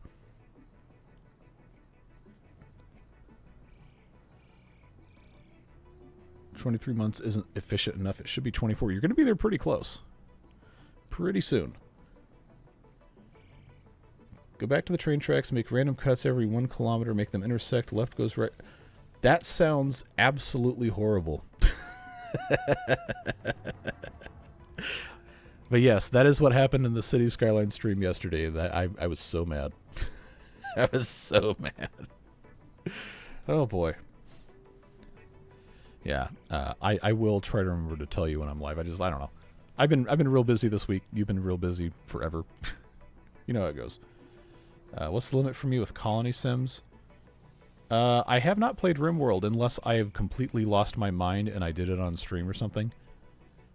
I am like 99% sure I've never played it. Yeah. Oxygen not included was a lot. I feel like if I hadn't been streaming it, I probably would have had a better time with it, because then I could have just kind of figured it out at my own pace. But the problem is, the people who are in chat, this is not me talking bad about the people who were there in chat, but the people who were watching that stream were really, really good at the game. And they knew all this stuff I didn't know, and they're telling me to do X, Y, Z, and I'm sitting here trying to still understand basic stuff, and like, alright, this is overwhelming. I've not played Dwarf Fortress. I played a ton of Minecraft when I was in college. Like, thousands of hours. I do want to see... This is not done yet. Okay. How close are we to even filling this up? Because I feel like that's, Oh, there's still... It's still coming through here. It's still filling up this little tiny... nonsense. Okay, this is going to take like 800 years, man.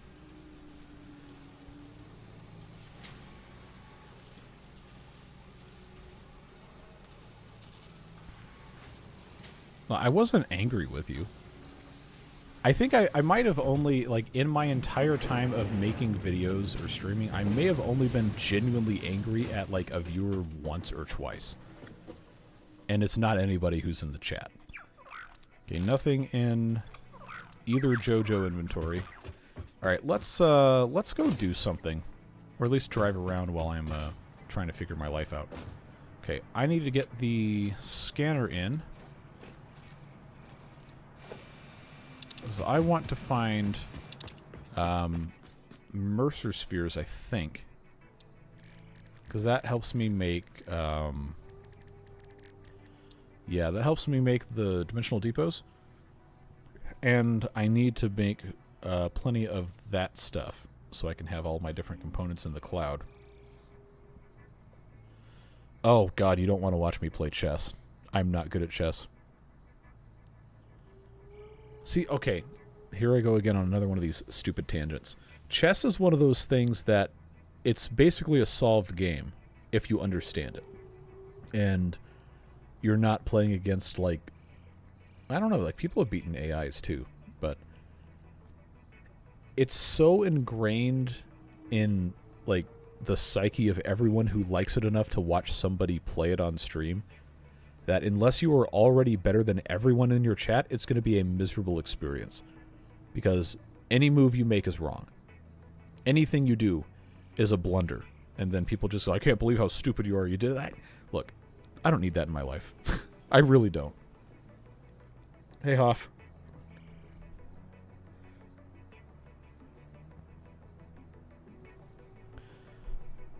But I digress. Where's my car? There it is. Let's see what's in the trunk. You say AI can't be beaten anymore. Well, that's concerning. I'm going to take the biofuel out. I'm going to put the regular fuel... Oh, I can put rocket fuel in this thing? Oh, no, no. No, no, no. I need to find the rest of my... There we go. I need to find the rest of my actual fuel. I know it's coming in from the train station. I don't remember where it's going. In fact, I might not even have... Come on. I might not even have a storage for it. We'll have to make a little bit of an expedition here real quick.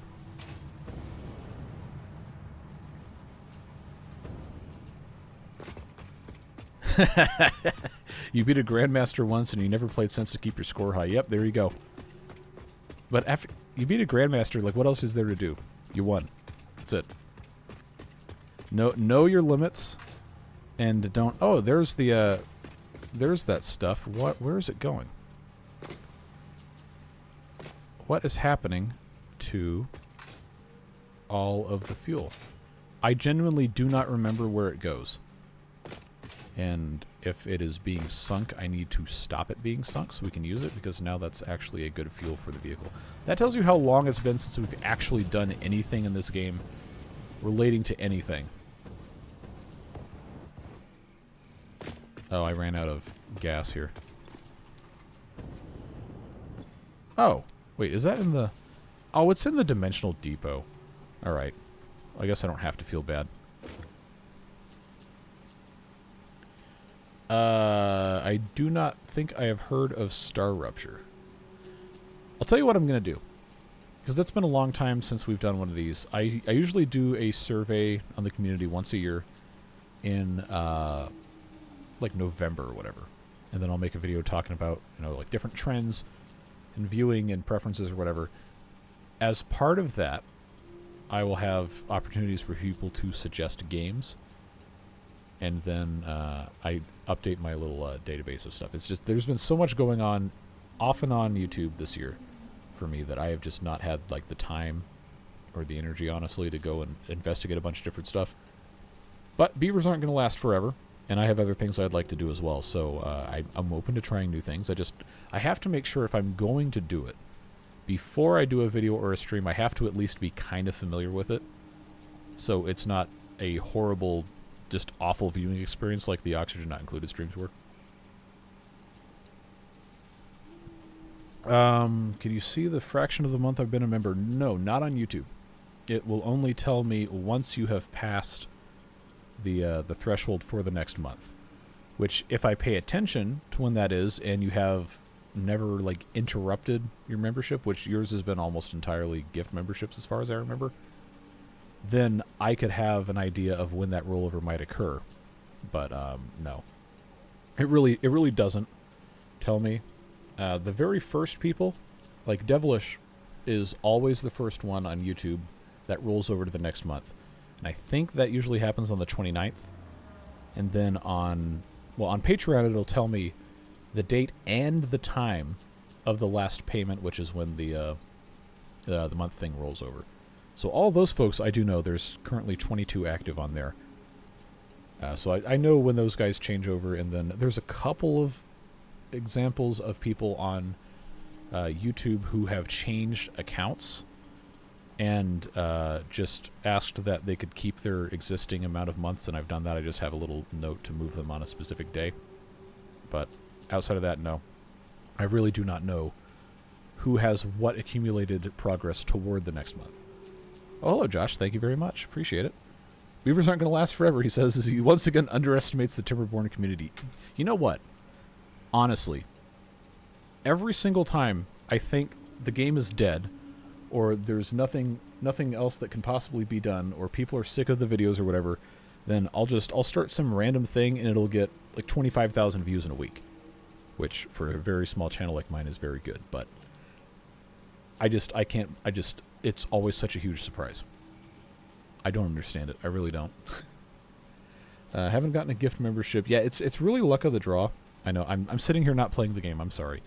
I just wanted to check and see what the situation with fuel was. But now that I remember it is in the Dimensional Depot, I think that's fine. I am going to take a lot of this with me so we don't run out, and we'll just keep it in the back of the car. And I will get back to reading chat in a moment. But yeah, I guess I could keep the biofuel also. And some of this is good for jetpack, but biofuel is not great for jetpack. It's fine. It's fine for the car. It just takes, you know, less time to go through it. But the jetpack is measurably worse on anything that is not regular fuel. Also, rocket fuel is probably really good. But car's ready to go. So let's take a little journey here, see if we can find ourselves a Mercer Sphere or 10. Oh boy, here we go. Just as soon as I was talking about gift memberships. Baltzan has gifted 10 of them, so thank you very much for that. Hey, Beans has got one. John Herzog's got one. Wimbley Morrison, Bella Martinez, Murph, Koopa, Tim Holroyd, Matt ATK. That's a creative name. JDam509, Adam Goss, welcome back, most of you, to the boosters. And thank you very much for supporting me, supporting the channel. They changed the engine sound on this, and I don't like it. It doesn't continuously shift anymore. So I'm going to stay in here because they can't actually hunt me. I have to scroll up and chat here real quick. But regarding gift memberships, if you have not received one and you hang out in chat a lot, make sure that you've checked to see if your account is actually set to receive gift memberships, because there is a setting you have to enable, and some accounts are not eligible to receive them just based on what type of account it is. If you have a brand account, you cannot receive a gifted membership no matter what. But most people probably aren't brand accounts. There's a certain circumstance in which you can convert your account to a brand account, depending on how you have your YouTube account set up and if you're claiming stuff as a business or whatever. Because like I've got at this point a whole bunch of different YouTube accounts that are all tied to the same thing. And some of those, I think, technically are brand accounts. I don't really know exactly, and I probably should. But do go check and see. I think it's one of the chat options. I can't tell you what it is, but that is one of the things that you do have to verify for yourself. All right, now I can scroll back, and oh, here we go. Hatman sending 10 memberships. Thank you very much for supporting. I really appreciate it. Let's see. Who's got them now? Captain Chapstick. That's a good name. Petco Tonov, Joshua Stanford. We got so many Joshes in the chat. Danny of the Paul, James Harris, Home Serve, Donk Gaming, Joe Deeker, Mark Cadwell, and Bobby. Welcome to the boosters. A couple of those names I do recognize from before. And I also should note, you don't have to be in chat to receive a gifted membership. You just have to have interacted in chat or watched a stream before. It's luck of the draw, random, but sometimes you'll get lucky, sometimes you won't. Like, Hoff has been in stream for so long, like, reliably for a very long time. But for most of it, never got a gift membership. So it's just luck of the draw. Sometimes the game likes you, sometimes it doesn't. Now we got a power slug. So let's pull up. No Mercer Spheres in the area, no power slugs in the area because we just got one. Don't care about mushrooms, don't care about berries or barrel nuts. But we do need to check all the rest of these things. I do wish it would allow you to mount the scanner into the vehicle so you could just drive around and have it constantly going. But I guess we'll have to wait and see. Just drive around and check out what is or is not available. Oh, you know what I didn't do? I didn't bring the explosive thing. Well, it's fine. Is that the part of the map that's the hole? Yes. Okay. Okay, there is a power slug kind of over here somewhere. Not sure where. It's probably up top. Let's see. No summer sloops. Alright. I do kind of wish I had the explosive thing, but I don't think we're going to need it. If we do, we can drop a marker and come back to it. Is there a count of subscribers and previous subscribers? So yes, there is. I have a document where I keep every name because I had to update the Beaver name list. But then all those mods kept breaking, and I got really sick of trying to manually put in. I think at this point it's 1,600 unique names that I just like, you know what, forget it. If I figure it out, I figure it out. But I can't spend like 5 hours a day updating this anymore. Every time we have new stuff come out. You're my most consistently watched channel. The support is deserved. Well, I appreciate you being here, and I appreciate you saying that. One curious thing could be a playthrough where you delete all the scrap metal on the map, because technically you don't need any scrap metal to build a mine. That's true. But consider that to build the mine, you have to have, I'm pretty sure, and I should know because I've played 1,400 hours of that stupid game, I'm pretty sure you have to have treated planks, and to make treated planks, I'm pretty sure the wood workshop requires metal to build. I could be wrong.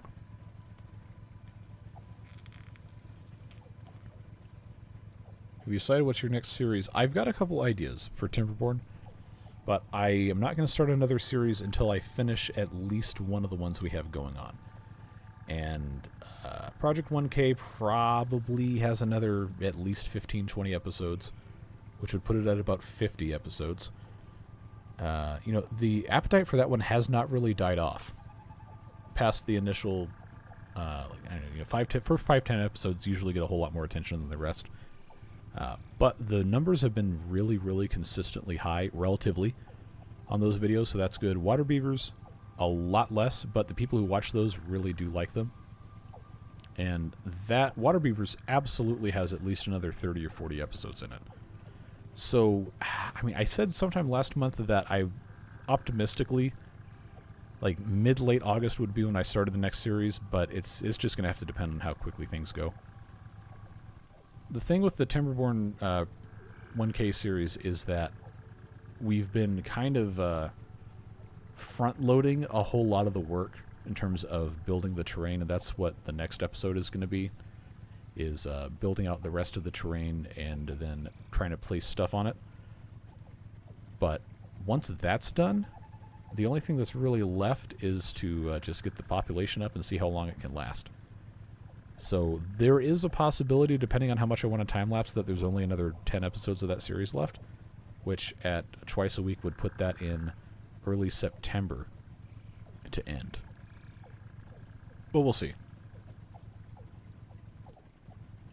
Tapper Shack, Wood Workshop, and Gear Workshop don't require metal. Oh, so it is doable then. That is, you know what? That's a really interesting challenge. That's an idea. Like, people have, again, here I am not playing the game. So this is this big cavern that we've been in a couple times before. There's spiders in here, so if you don't like spiders, now's your, you know, oh yeah, there they are. But there is stuff in here that we haven't harvested yet. Like there's a big purple power slug up there. And there's resources and stuff that we can absolutely start exploiting. Like there's uranium right there, which we will eventually need to use. But I am, like, if I'm in the car, they can't hurt me. Like, they physically cannot attack me, but I will need to do something about them at some point soon. And we're nowhere close to having nuclear power, but uranium is a very annoying thing to get. So I will put in a sticker right there, so I know where it is.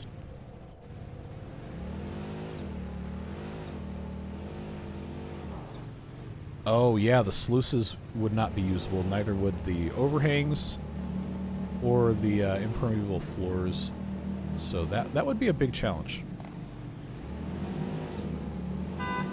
I do like the echoing in these caves. I think that's fun.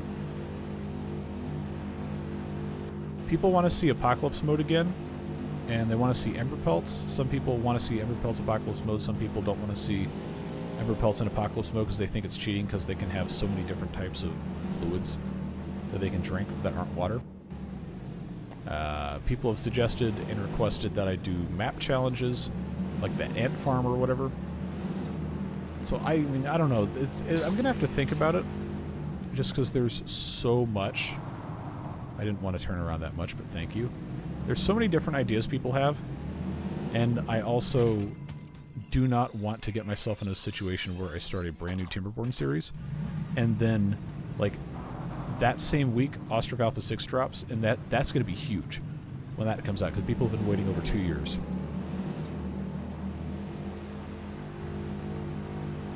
So I don't want to get bogged down too much with stuff, but at the same time, we've been told that Alpha 6 was coming out, like, within a month for the past 6 months, to the point where now there's no longer a time estimate for it, just because there's so much going on. Obviously, actively developing a game in an active war zone is not something for the faint of heart. But when that does come out, I will be absolutely dropping everything to make videos on Ostrov Alpha 6. And if I have just started a brand new series, then that's not really a great way to do that.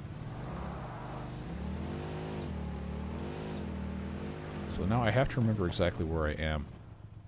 Oh, I've never been here on this playthrough. Okay. Because I know the last one we spent most of our time up here. But I had forgotten that I had not been over here. Ribbon World would be really hard. QED on the intensity of the Timberborn community. Yep. You got that right. Manor Lords. We did play that. I did a short video series on it. We had a lot more fun with the streams, though. So I know that's gotten an update. That is something that I would definitely be open to streaming again if I have a situation where I can afford to dedicate 3, 4, 5 hours in a row to do that. Alpha Wowie Wuddy. I actually don't remember how long you've been watching the channel. Well, the first game I did, March of 2020, was I started uploading Ostriv videos. Which, if you're not familiar with what the game is a city builder set in 18th century Ukraine and has a lot of emphasis on micromanagement and historical production chains and stuff like that. It's a really, really nice looking game. Very in-depth control, micromanaging who works where and building different stuff. I've had a great time playing it. That is what built the channel, and I'm always going to appreciate it for that. But the last update, the last major update was February of 2022 or 2020. It might have been 2023. And that was Alpha 5. And there's been updates since then. There's actually been a lot of stuff added since Alpha 5 released, but not enough for it to be a completely new update. And I haven't made a video on it in like a year or more.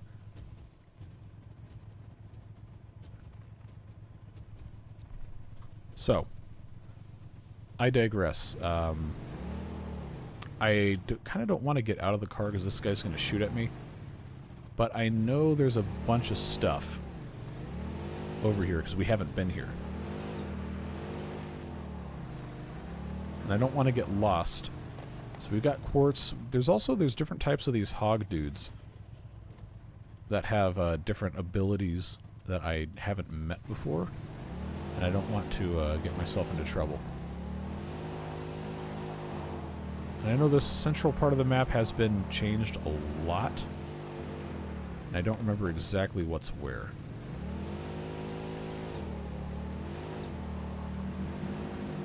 Yeah, Manor Lords is a fun game. The winter plowing, I've since learned that winter wheat is a thing. You know, in the U.S., not a lot of us are familiar with how farming actually works. So this guy's emitting gas. Okay, we're not going to go over there. Wait, is that a Mercer sphere? It is. Okay, maybe we are going to go over there. All right, see you, William. Thanks for being here.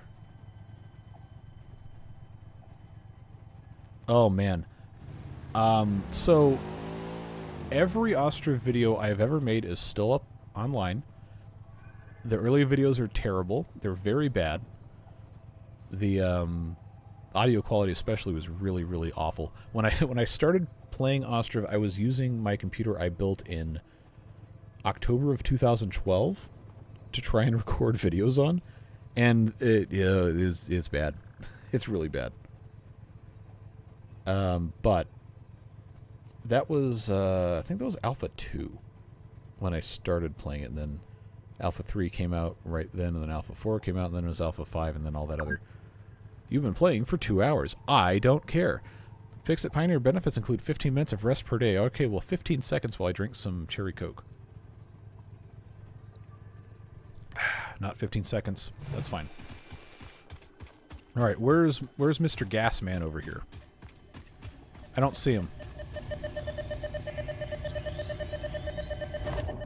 Mercer sphere acquired.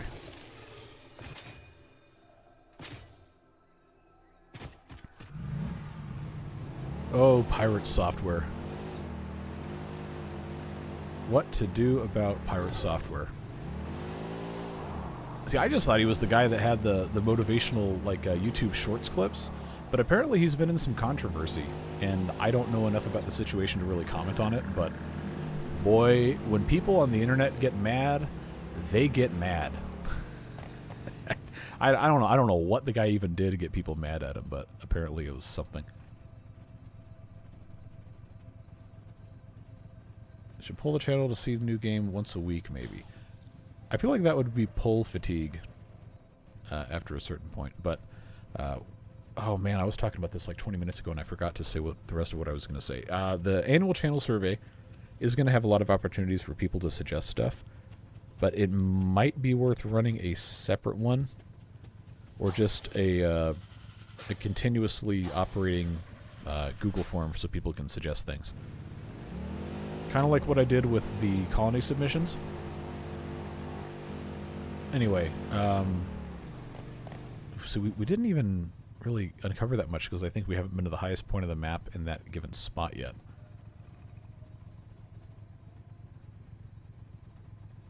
The guy's okay, he just takes not saying he did something wrong to the ultimate level. Oh, that's a pride problem right there.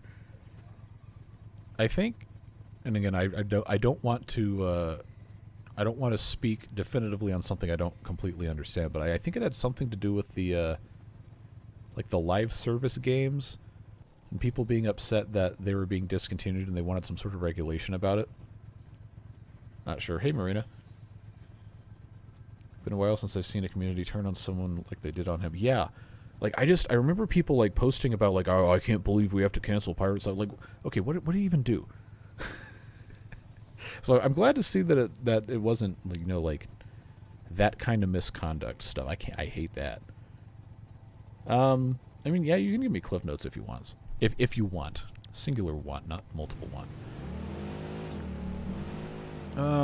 Wait a minute. No, I wasn't going to go back down here until I had collected other stuff, but I do have a Mercer Sphere, which I did want, but I do want to get a couple summer sloops as well if we can find some of those. Okay, what kind of a copper node is this? Normal. My car is just rolling. Is this sulfur? Caterium. Okay, we don't need that. There's another Mercer Sphere. I bet you it's all the way up there. Okay, no summer sloops. But, now that I know there's a Mercer Sphere over here, I guess I've got to jump out here. Yep, it's up there. Okay. So, I need to get up top without dying. Easiest way to do that is probably... Where's the ladder? Is it under transport? No. Is it under foundation? No. Is it under walls? No. Is it under architecture? Yes, because apparently ladders are architecture. Alright. Please nobody shoot at me while I'm climbing up the ladder. That would be a very terrible way to go out. There's probably somebody like all the way up here that is just going to absolutely just destroy me. Okay. Oh, hello. Yeah, we're going to leave now. What? Ah, yes, the emo poetry has returned. What are we working on? I'm trying to find Mercer Spheres so that I can build more dimensional depots. And I've come across one up here, and since... Okay, shut up, Ada. I've since realized there is a super awful, horrible enemy up top that I am not prepared to defend myself against. Okay, talking about the pirate software thing. There's a movement to make games not require internet connection if they're single player after becoming abandonware. And all in all, leaving games in a playable state people want to buy, not license. Yep, I think most people would agree with that.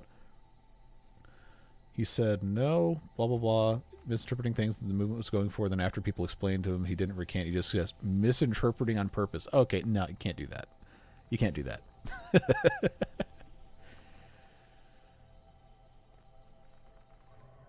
Okay, and then... Now you're saying, Cliff Notes version, he's worried about government over-regulating the area they don't understand, plus some interpersonal drama. Okay. That is also a concern.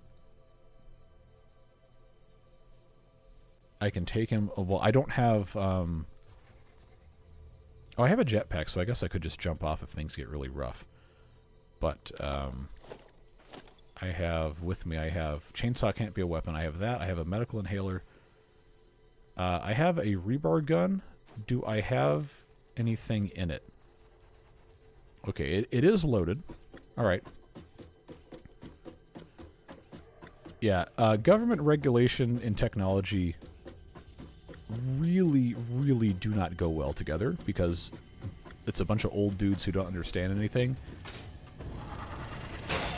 Oh, there's multiples! Oh, no! Okay. We're out of here. So I can definitely understand that, and I think I would agree with him there if that's what he's actually saying. That it's really dangerous to have regulations imposed on stuff when the people making the laws don't understand what they're doing. Take that as you will. But there's no reason to be rude to people, and especially not to continue to be rude to people when they've identified that you're wrong and they just want you to be honest. That, I don't like that. He had a ton of goodwill, too. That's what I didn't understand. Was, because I'd been seeing his shorts show up forever. And it's always talking about stuff like, hey, just believe in yourself and accomplish your dreams. Like, wow, what a wholesome thing. It's great that there's a guy that's like, you know, trying to encourage people. And then all of a sudden, everyone's like, this guy sucks. I'm like, wait, what?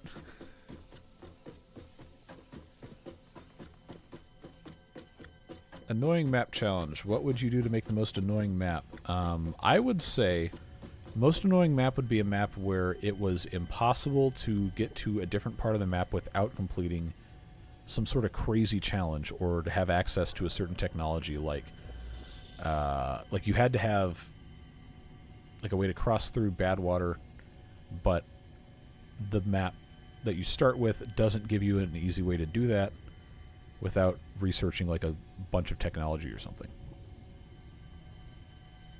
Yeah, he did work at Blizzard.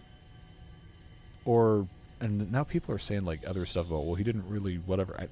I don't know the extent of like everything the guy ever did, but I do remember seeing a lot of him talking about busting cheaters at Blizzard and doing like intrusion defense and like coding or something. I don't know, man.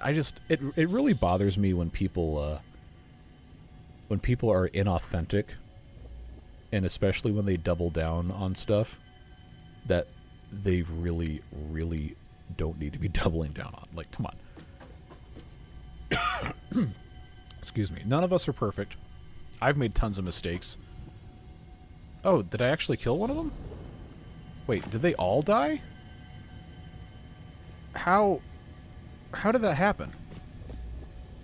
Did I just kill both of them with a single rebar shot and they fell off and hit the ground, or what? Because they're not up here. Oh no, that guy's over there. Okay, well, I'm gonna take my Mercer Sphere and I'm gonna get out of here. As long as there's not something else up here that I need to be looking for. Okay, no summer sloop. There is a power slug, which I'm assuming must be up here. Yeah, this area is close to where we have the bauxite nodes. He's going to fire upon me immediately as soon as he figures out I'm over here. But I'm not entirely sure exactly where it is, and I can't scan for bauxite, I don't think. No, I cannot. But I know there's coal up here somewhere. Yeah, it's right there. Okay. Never brag that something is uncodable, unhackable. Anything's hackable. Anything. Anything is hackable. Anything is stealable. Anything is get-intoable. A lock just keeps honest people out. And delays everyone else.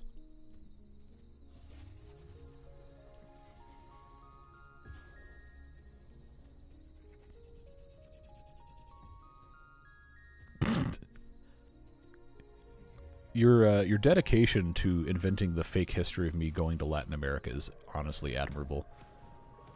Oh, that's fiery danger coming my way. We're going to immediately leave.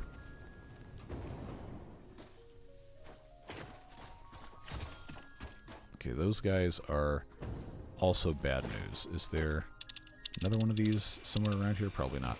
Okay. Well, I have 2 Mercer Spheres, which is more than I had when I started.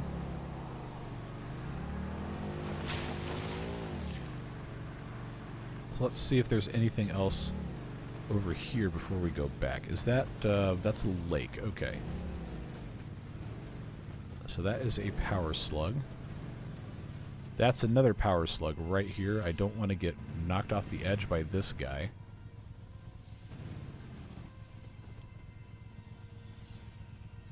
No, there's no lore. Kurt just likes making stuff up.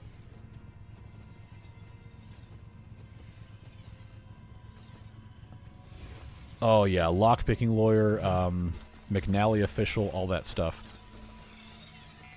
Locks are suggestions. Although I did think it was really funny. Well, it's not funny that this happened to him, but McNally with the whatever lock company that was, where he proved that their locks were like actual pieces of trash, so then they went after his wife, and then he made it his mission to destroy the company. It's like, okay. Everybody loves a wife guy, right? But that is don't mess with that guy. Alright. How do I get back to where I was? Because now I don't remember. I think it was through here. But regarding the game thing, since that seems to be the topic of discussion here, it really bothers me when companies overpromise and underdeliver on games that require like online access to use, and then they pull the servers down after people are already like in the middle of being really immersed into the game. Like, if there's a reason why it has to absolutely be online all the time, then okay, fine, sure, whatever, but a single-player game, I feel like, should not have to be online all the time. Like, there's not really a compelling reason for that. So, people wanting to be able to still use that stuff that they've paid for, I don't think is a bad thing, but you do get into dangerous territory when you have people who don't understand what's happening legislating stuff that they don't care about, regardless of whatever side you want to choose to get mad at. That's dangerous. You got to know what you're doing before you enact policy on things.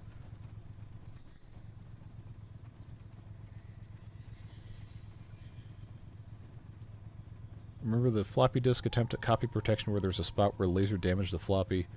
Solution, find the spot, scratch the corresponding... I didn't hear about that.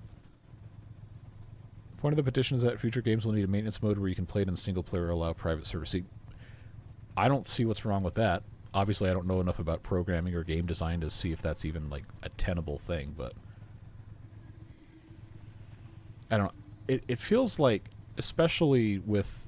Oh, what was the, I mean, there's been a bunch of movies that have done this, but, like, when they make the whole movie, it's ready to go, and then they just never release it, and they write it off as a loss on their taxes after something's already been made. So the people who work on it can't even show off what they've done, and they can't use it on their resume. That bothers me.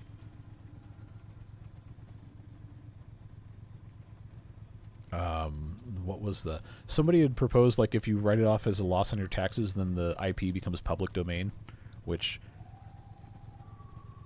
I don't know enough about law to say whether that's a good idea or not, but I do think that might have some dangerous implications with intellectual property copyright. But I don't know, like, people just exploit stuff for profit without the intent of actually, being good people or taking care of the people that like made it possible for them to make money. Like, That makes me mad. Batgirl sounds right, but I think it happened with a couple other, like one of the Coyote, Roadrunner, Acme, whatever movies.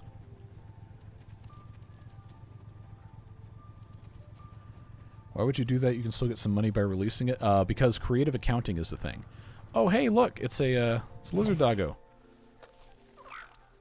Oh, I forgot. You have to tame these guys. Oh, I don't have any berries. Oh, there's a Mercer Sphere. I'm assuming it's up on the top of that thing.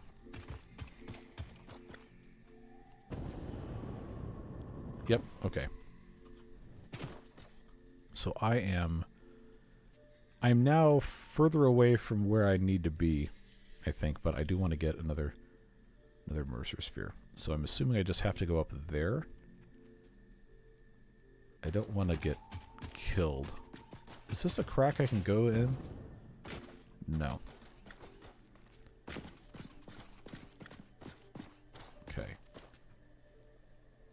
let's build a ladder. Going up here.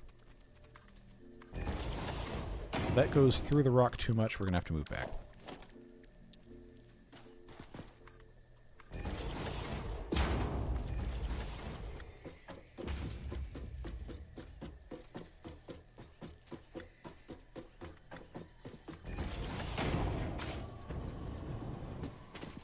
Okay, anybody up here?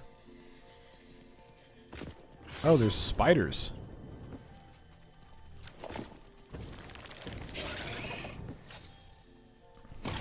Oh, that was a mistake.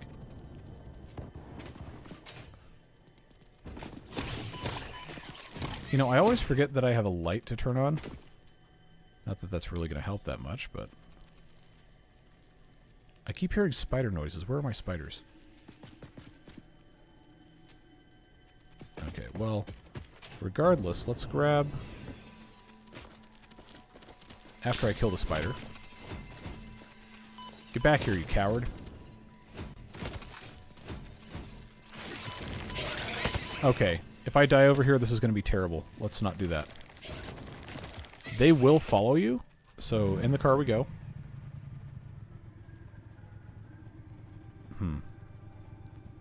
But yes, companies and people, to a certain extent, can decrease their tax liability by claiming stuff as a loss, like bad debt that or money they've loaned someone that has been defaulted on, or if they invest in developing a product or developing some sort of piece of media or other asset that they then claim as failed, or they write it off or whatever, and then that gets counted as a loss of income, which decreases their tax liability. And these giant companies that pay their executives incredibly, egregiously huge salaries for doing absolutely nothing then get rewarded for being stupid. So that is one of those frustrating things. And I think that's why people really, really, really, really want to support stuff like Right to Repair and having continuous ownership of digital assets like games or music or movies or whatever, because they realize that the people that make these things, or the people high up at the companies that make these things, the giant companies at least, really don't care about anybody. They just want to get money, and they'll do anything they can to get one over on somebody else.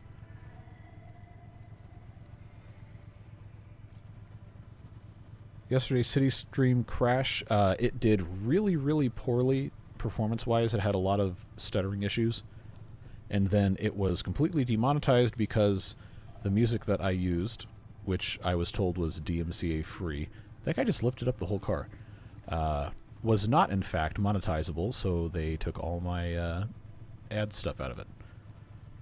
And I am just really mad at City Skylines 2, so I said, you know what, we're done. So I pulled it down.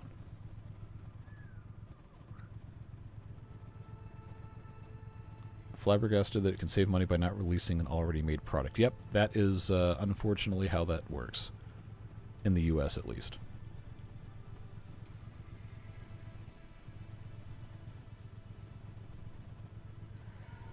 Wouldn't it still be a loss if they released it and it flopped? Yes. But if they don't release it at all, then they can claim the entire cost of production as a loss instead of whatever money it might make. And then they sink the IP. So they can just say, oh, we're just not going to make this anymore because we lost so much money on it, even though they're the reason that they lost it because they never allowed anybody to see it. All right, let's see. I was going to try to get a Mercer Sphere, and then I got by spiders. So let's see. What do I have food I can actually eat, or do I just have...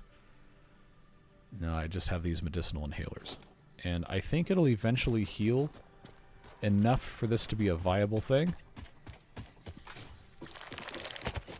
Oh, hello, spider. He's up there. Alright, can I fire on this guy from here?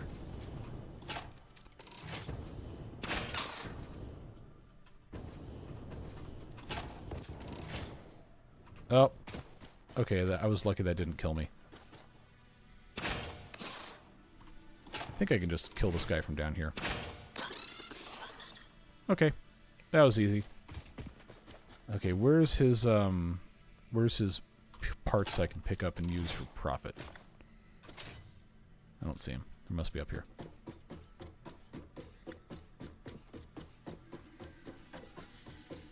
Yeah, it is a very big problem in video games right now. Oh, hello. We will be immediately getting down here and getting in the car. Did he jump down here? He did. Okay. This is part of the reason why I like indie games, which Satisfactory technically is, but because it's almost always somebody who wants to make something because they love the medium, or they love the subject matter, or they just like being creative, and they're not motivated by trying to pay shareholders. It's always a problem with people who aren't involved who want money. Bounce pads? Yeah, we have those. I think I've researched them. I can't look while I'm in the car, and I don't have health to get out yet.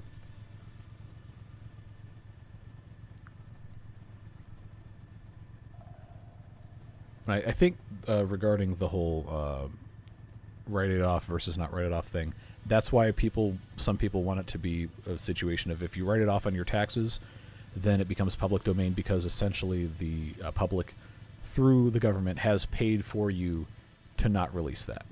So then they think that should be public domain. And I'm not a legal expert, so I probably shouldn't really comment on that, but I can understand why people would want that. This is a use case for biofuel and jetpacks. It sucks at vertical gain, but it's peerless at horizontal. Okay, hold on. So you're saying that biofuel... I'm going to have to get back in the car and drive somewhere else. You're saying that biofuel in a jetpack... There's enemies everywhere. Stop that. Can I not go backwards? I guess I can't go backwards. Or I can't back up a hill. I don't know. I gotta find somewhere. Can you not run over enemies anymore? Oh, man. That was like the best part. Because I know there's a hover pack that's a different object. That sound isn't annoying or anything. There's a hover pack that's a different object that allows you to set an altitude. But I haven't taken a look at other fuels in the jetpack.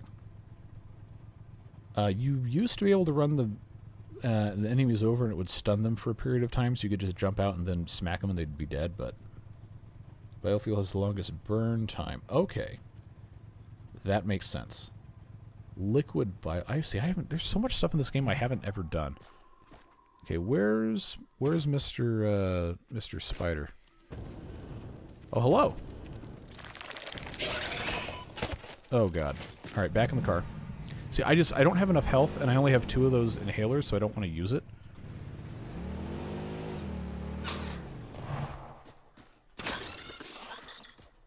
Is he dead yet? Like, it's acting like he's dead. But I don't see the stuff on the ground.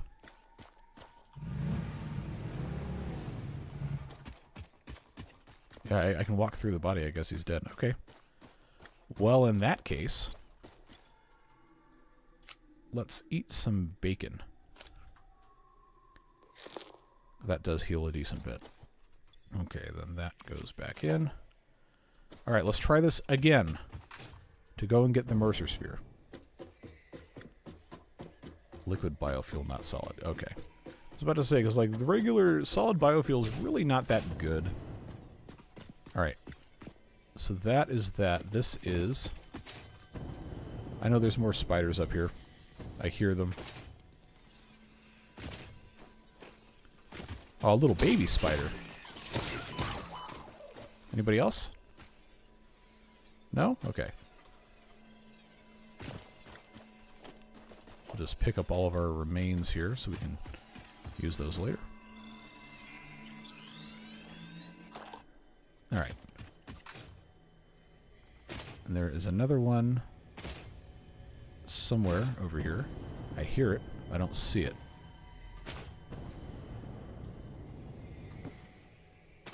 Oh, this is a crash site too. Okay. where is... Okay, that's that way. This must be in a cave. So I don't... Yeah, it would be in here. Oh, never mind. There's some bad people over there. I have 30 rebar. Okay, that hits somebody. Are they upsetty spaghetti yet? Definitely. Come try it.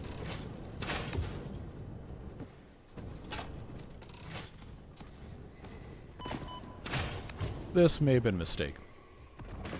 Alright, we're bailing out. That's where that thing went.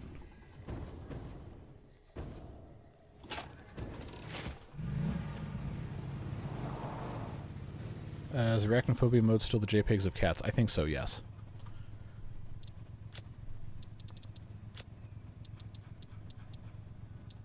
I'm trying to remember if that's under gameplay. Oh, there it is. It also, I think, replaces the sounds with meows. I'm curious. I don't know if there's any spiders left over here, but we'll see. What is... I don't know what pantopoda or whatever that is. Is that like another language's term for that?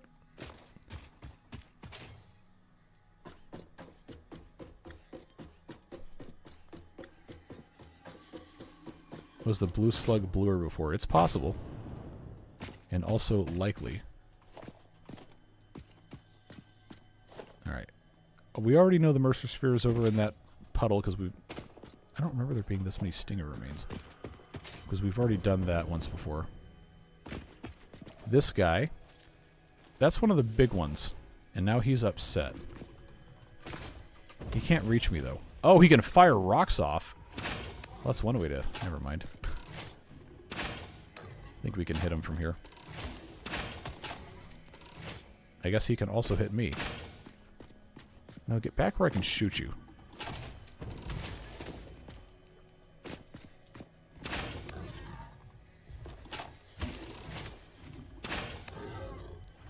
This is not a very exciting weapon.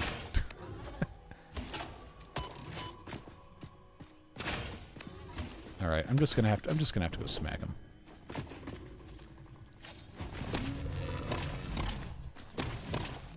Okay, he's dead. 5 hog remains. Okay.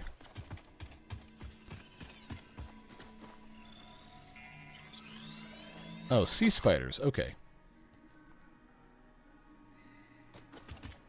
Gotcha. Never heard that term before. Alright, I know there's more stuff down there, but I was mostly interested in the Mercer Sphere. Which, judging by this, actually could be up there. Yeah, that's about where that's pointing. Okay, how much fuel do I have? I got 99. Alright. And I do not have biofuel, so we're going to have to be a little careful going up over here.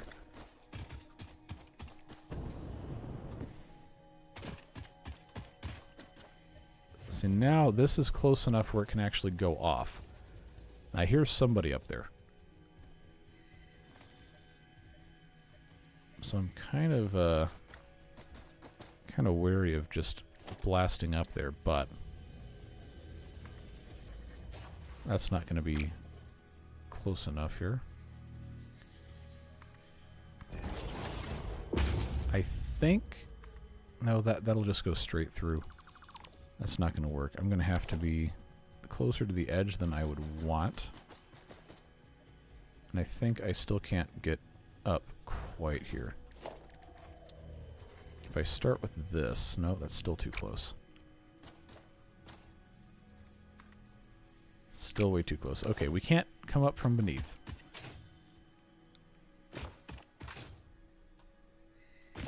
I think I'm going to have to just go up here. So I can get a little closer.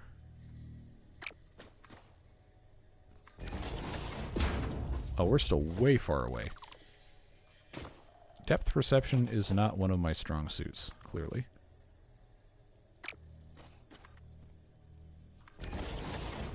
I know this is still nowhere close, but...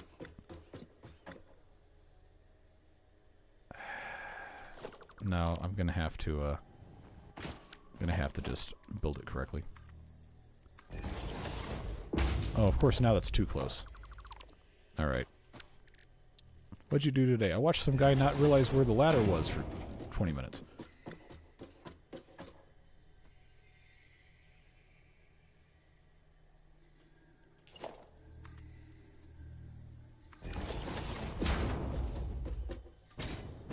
Okay, so now we're back where we were. I know I have ladders somewhere else, and these do consume a lot of the iron rods, of which I now have 0.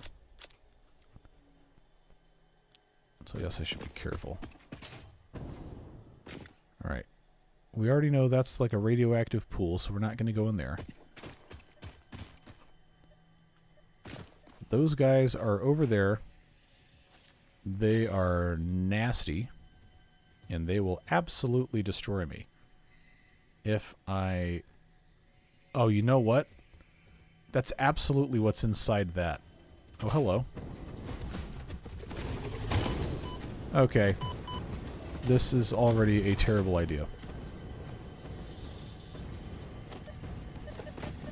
Yep, it is inside the thing we have to blow up. And now I can't, now I can't do anything without getting killed. Alright, we're out of here.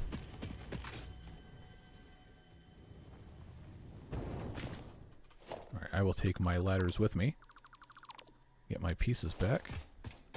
Turn the lights off.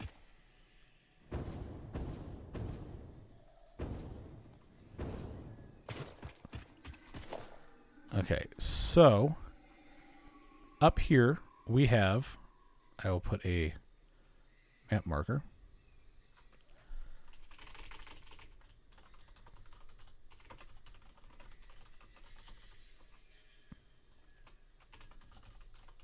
There. I will almost certainly not remember that I had done that unless I made a note, so. Well, we got 2, and we got some slugs. I guess that's probably fine.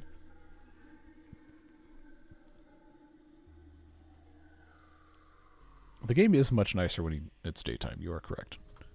Yeah, I had a terrible time trying to get the Fixmas thing to work. And at this point, it's August. I kind of just don't want to mess with it.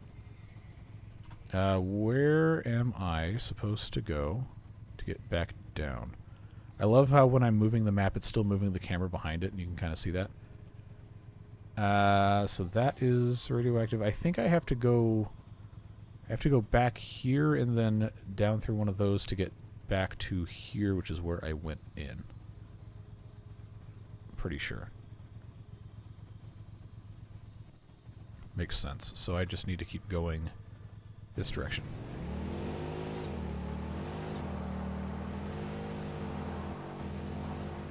This thing is a lot more squirrely now, too.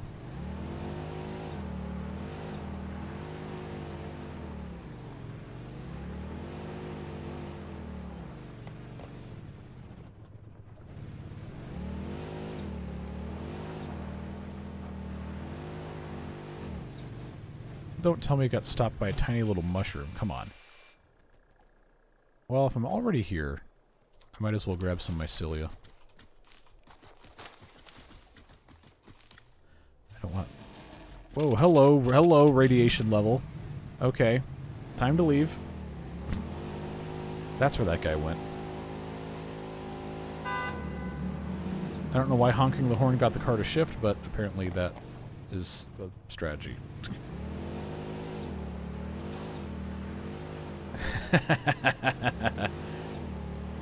Have you considered using your old trick and melee nuking the rocks with the Mercer Sphere? Yeah, well, I don't have one of those on hand, so we couldn't try that. But that is funny. Hey, look at all your little kitties. That's your arachnophobia mode. It's kind of cute. I am going to turn that off because that's annoying, but... The radiation puppy, yep. You got that right.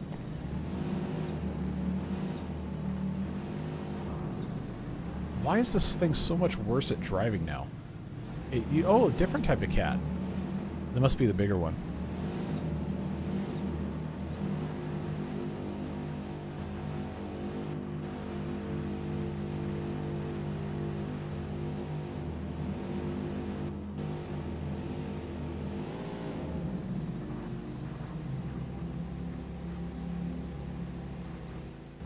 It is pretty funny that in the game's lore, arachnophobia mode is just canonically your visor actively replacing that with a hologram of a cat. Alright, so we know that's where the radiation, uranium, all that is. I'm pretty sure we just come right out the bottom of this and go back where we came from. Arachnophobia mode is cool for seeing them in the dark. That is a pretty advantageous... When you run them over, they have that other sound. That's fun. Alright.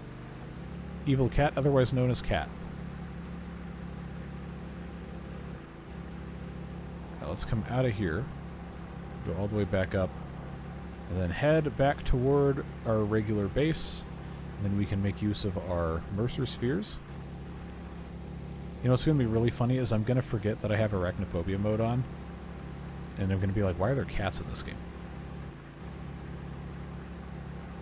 I love cats, but they can be very mean.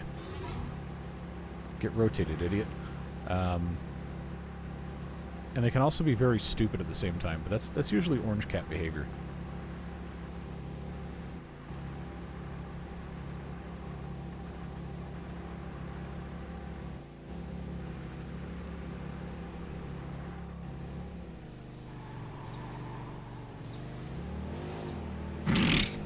God. Okay.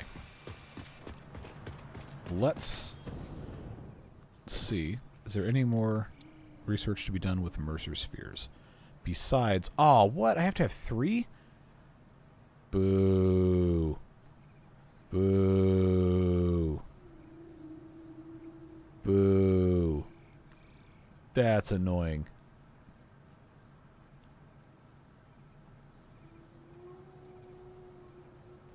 I'm sure there's somebody who's afraid of cats. I've not heard of that, though.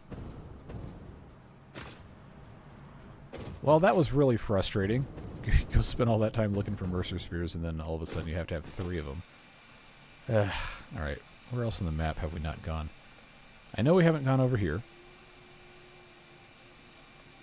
We've been pretty much all over here.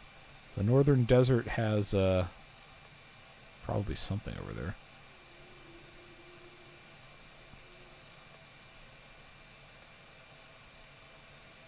There were people afraid of cats, but then the cats made sure to delete them from the gene pool. Yeah, there you go. That's a recipe for success right there. Okay. Man, that's irritating. I wanted that to be something we could get done. So after all this time, we've still only managed to have 166 modular engines. Which, considering we started the stream with 8, is probably, you know, probably good. But I am curious to see... Yeah, this still hasn't backed up all the way. The iron rods.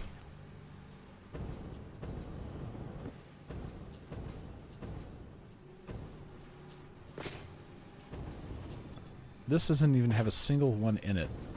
So I guess am I to assume this still hasn't filled either? After all this time? Wow, that is that's kind of pathetic, not gonna lie. How slow that is. Alright, well, let's go see what the doggos have.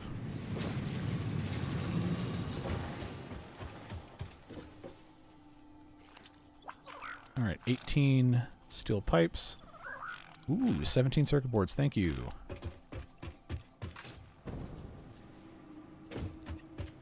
Yeah, if cats really wanted to, they could take out humanity, but then who's gonna feed them? They have a vested interest in maintaining their food supply. Alright, so now we've got almost 800 circuit boards. That's good. Because if we have a backstock of those, then we don't have to keep producing them while we're making something that uses them. Glad we had that going. How are we looking here? Got a nice amount of rubber. Still have plenty of those. Yeah, the motors just continuously are not enough. Rotors are just going to be a slow thing. I'm going to keep these on hand in case I need to use them, but I don't know. I don't know what else we'd be getting ourselves into. No, I don't want to drive it. I want to open the trunk. Oh, there's nothing. Okay, well, I know there's nothing in here because that's all that's in there. Oh, no, no, no. You definitely don't want to drink cleaning bucket water. Dogs are pretty durable. We had a Jack Russell for 14, 15 years. And people are always like, you can't feed dogs chocolate, it's going to kill them. She ate a whole plate of Christmas fudge. It was fine. Like, really? Like, how?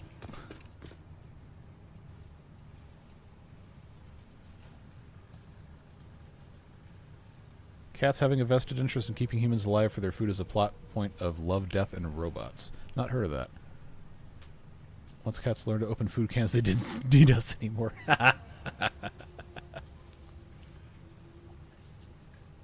Okay, that's funny. Alright. I have a desperate need to get something else accomplished before I'm done for today. And I thought the engines were going to be a little bit quicker. Can I at least build more dimensional depots with what I've got? If I have whatever these triangle things are, then yes, I can. Okay. I can make 2 more. So what do I do, and what do I build? I've got 4 here, I've got 4 here. I wanted to have storage for basically everything I was making somewhere. But I admittedly did not do a great job of organizing this place. So I probably should have done something about that before I started building additional storage.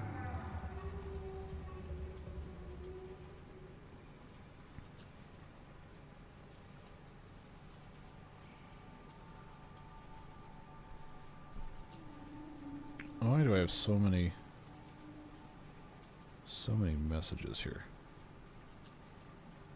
Alright, what was that called? Love, Death, and Robots. Not rotors, robots. What? Oh, it's a Netflix thing. Okay.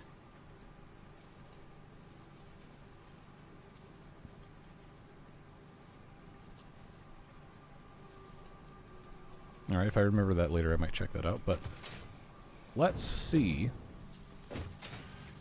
what else I can do in like the next 10-15 minutes. So we know the plastic situation is fine. The rubber situation seems to be fine. Fuel continues to come out every time the train comes in. But is there anything left in the train station?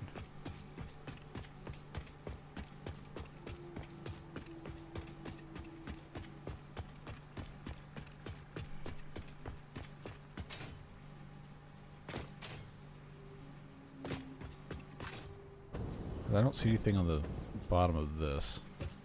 Alright, come on, get off that. Yeah, it's still plastic backup everywhere. Even after all of that, all this plastic we're using, it still is backed up. So I guess the bigger question now is, how much plastic are we actually producing? Let's go over there and find out. It's been a while since we've been in here. Hello, hello. How are the bits doing today? Fine, mostly. A whole lot better than yesterday, that's for sure. With all that nonsense with city skylines, but we went on a hunt for some Mercer spheres, found 2 of them, found out I had to have 3 to research the next upgrade for dimensional depots, got irritated at that. And now I'm going to see how much plastic we're producing because I didn't have my math set up correctly on the other end. I am still kind of unreasonably proud of this, considering what it actually is. And now we can make curved hypertubes, so I could probably redo that and make it look a little bit nicer.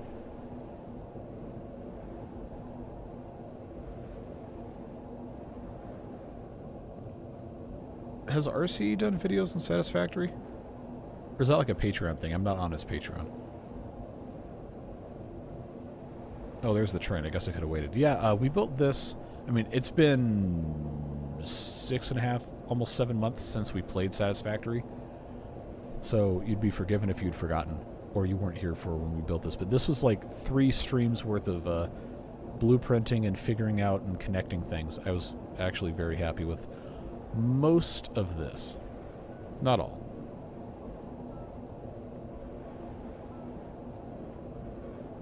And we have this big old train station here. Over here is where we are making plastic.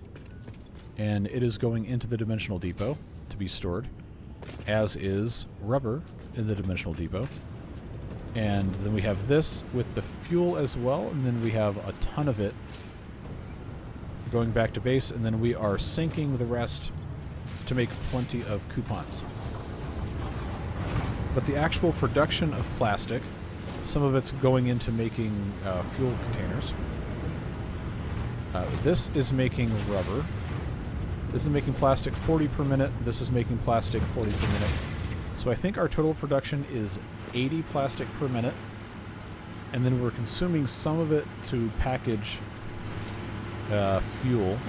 But that's going into this constructor, and that's consuming that, less than 7. So essentially we have 73, safely, 73 plastic per minute to play with, and we have some waste that is not being taken into account.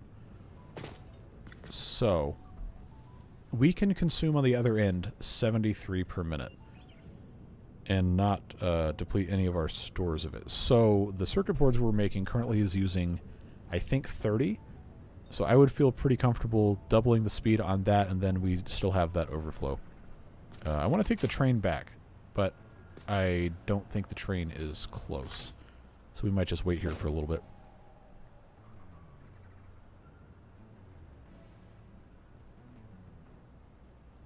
Yeah, this infrastructure is from, oh, I don't know, 4, 5, 6 streams ago.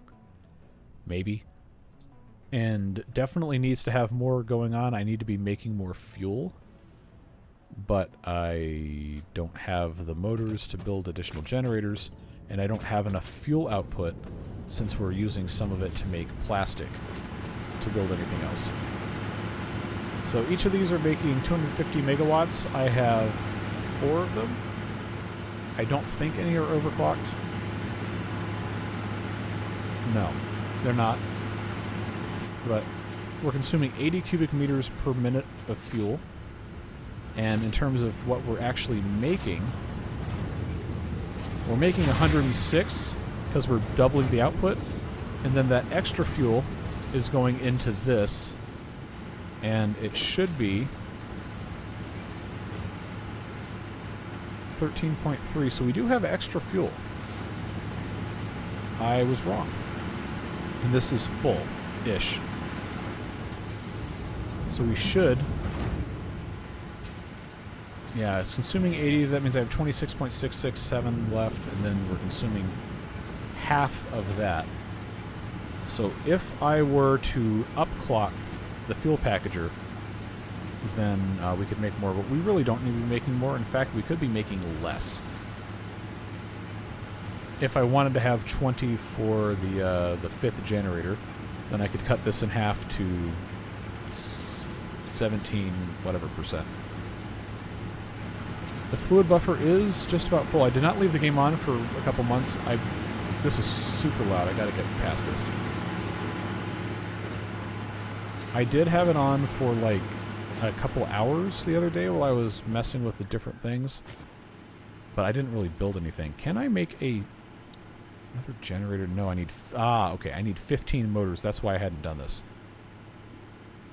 But maybe that should be something we should do sometime soon. I don't have the means of making a 6th generator in terms of fueling it. And the only reason I can even power these 4 and package some is because I doubled the output of that refinery that's actually making the fuel. So...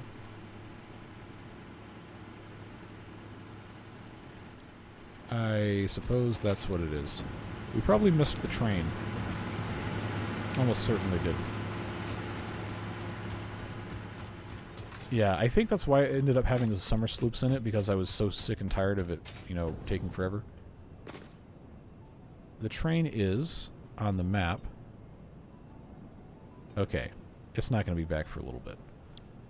But I do want to take it back, so we will wait. I know that's slower because I don't have enough entrances popped up. Is there anything over here? No Mercer Spheres. I'm pretty sure we would have run into one of those. Don't care about Paleberry's summer sloops, though. Ah, that's also got to get blown up. So, moral of the story, always carry your bombs with you.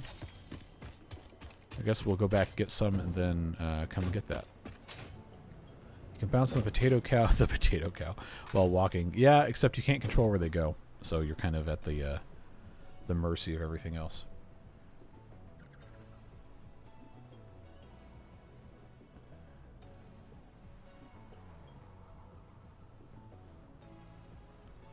All right, how close is the train? I did say I would go like another 10-15 minutes, and I got like 5 more minutes, so we will wait for the train to come back. We will ride the train. We will get our bombs. Then we will come back, and then we will blow this up, get our summer sloops, and then that's probably going to be all I have time for today. Worst things to hear on the plane. Yep, that would be up there. that would be way up there.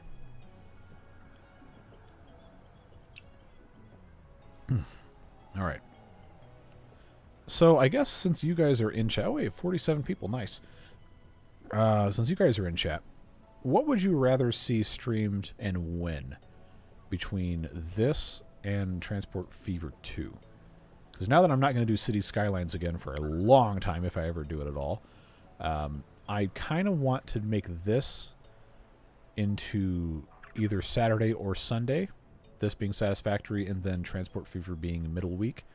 Because those folks in Asia and Europe are going to be much more easily able to attend the streams that I'm doing on weeknights, depending on when I start, versus like the Saturday, Sunday, 1 p.m. thing is real hard for folks in Japan, New Zealand, India, so on and so forth, because that'll be the middle of the night.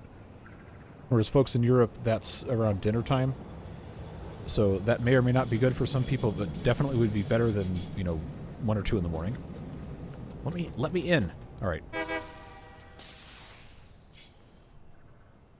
But what I may end up doing, depending on how much time I have to stream during the week, is I may try to do, until I get sick of this at least, both of those games on a weekend day and a weeknight for at least a little bit. Okay, now I'm dropping frames. Okay, it might be time to end here anyway. Yeah, it's dropping like half of the frames right now. So that's, ooh, underwater muffled sound. That's kind of fun. The question is, I say as now we're on the super loud train, when would you rather I stream Satisfactory versus stream Transport Fever 2? You don't really prefer one game over the other? Okay. No preference. Watch both if I have time to spare. Gotcha. Well, I know when I ran the poll, I gotta put this underwater so I can actually talk to you. When I ran the poll, City Skylines 2 got like almost half the votes, and that did not go well. But it was pretty much tied between this and Transport Fever 2. And I do want to do other stuff, but I have to be able to know how to play the game first before I try to stream it or do videos on it. So that's why I end up just doing this. I am still kind of unreasonably proud of just blueprinting and building all this. And I know we need to put actual bridge supports in here, but I think it's cool. You'd like to see Satisfactory during midweek? Okay. No preference, second screen content, also fine. Oh hey, cool. We can just put our camera inside the tube.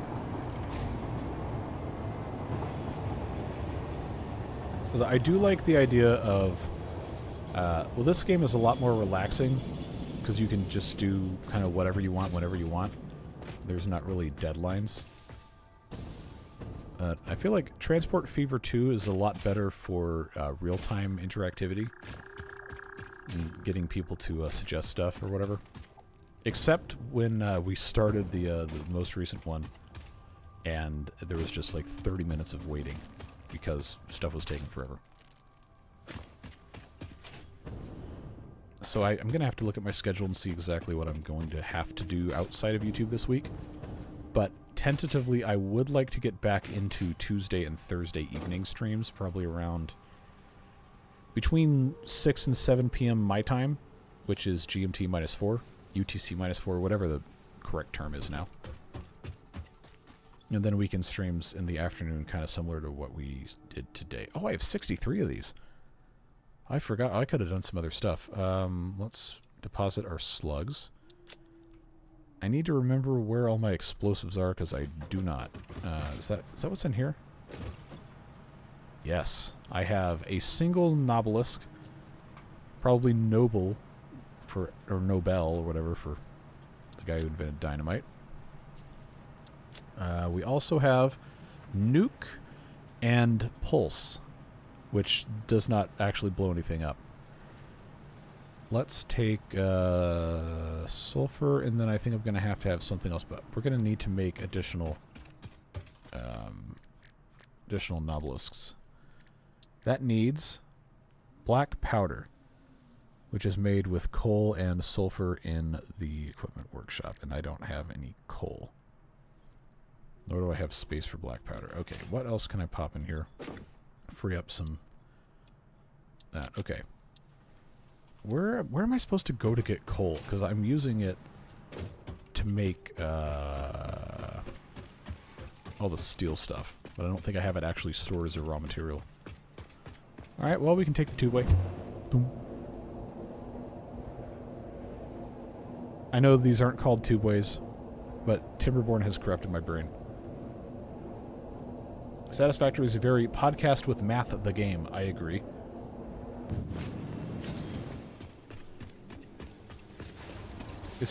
Am I cutting out for anyone else? Yes, I absolutely am, because the game's dropping frames.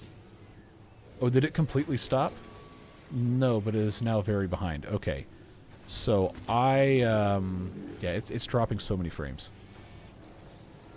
Like 2/3 of frames. Yikes. Okay. We're not going to be able to do all of this anymore because of stuff breaking down, but I will grab some coal so I can, make some more explosives. But we will have to be done after a certain point.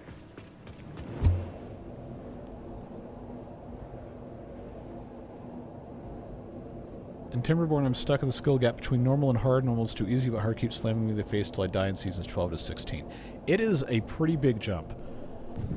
And I wish to a certain extent there was a difficulty in between medium, normal, and hard. But I think the best advice I could give you for dealing with hard mode is to really try to plan ahead with water. Food is a little easier to solve, but try to plan ahead with water, because the droughts are just so much longer. And I think the beavers consume more. Again, I should know. I've played 1,400 hours of this, but you just kind of have to, figure it out as you go along.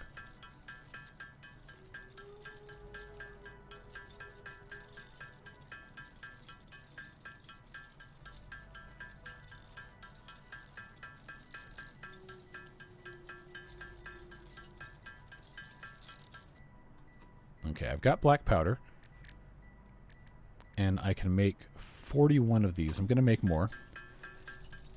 I know it is dropping, it is buffering, so on and so forth. We will end soon.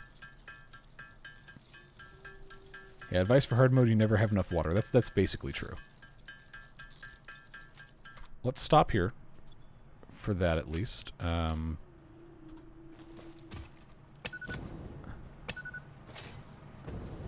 I don't think it's going to ever stop dropping frames.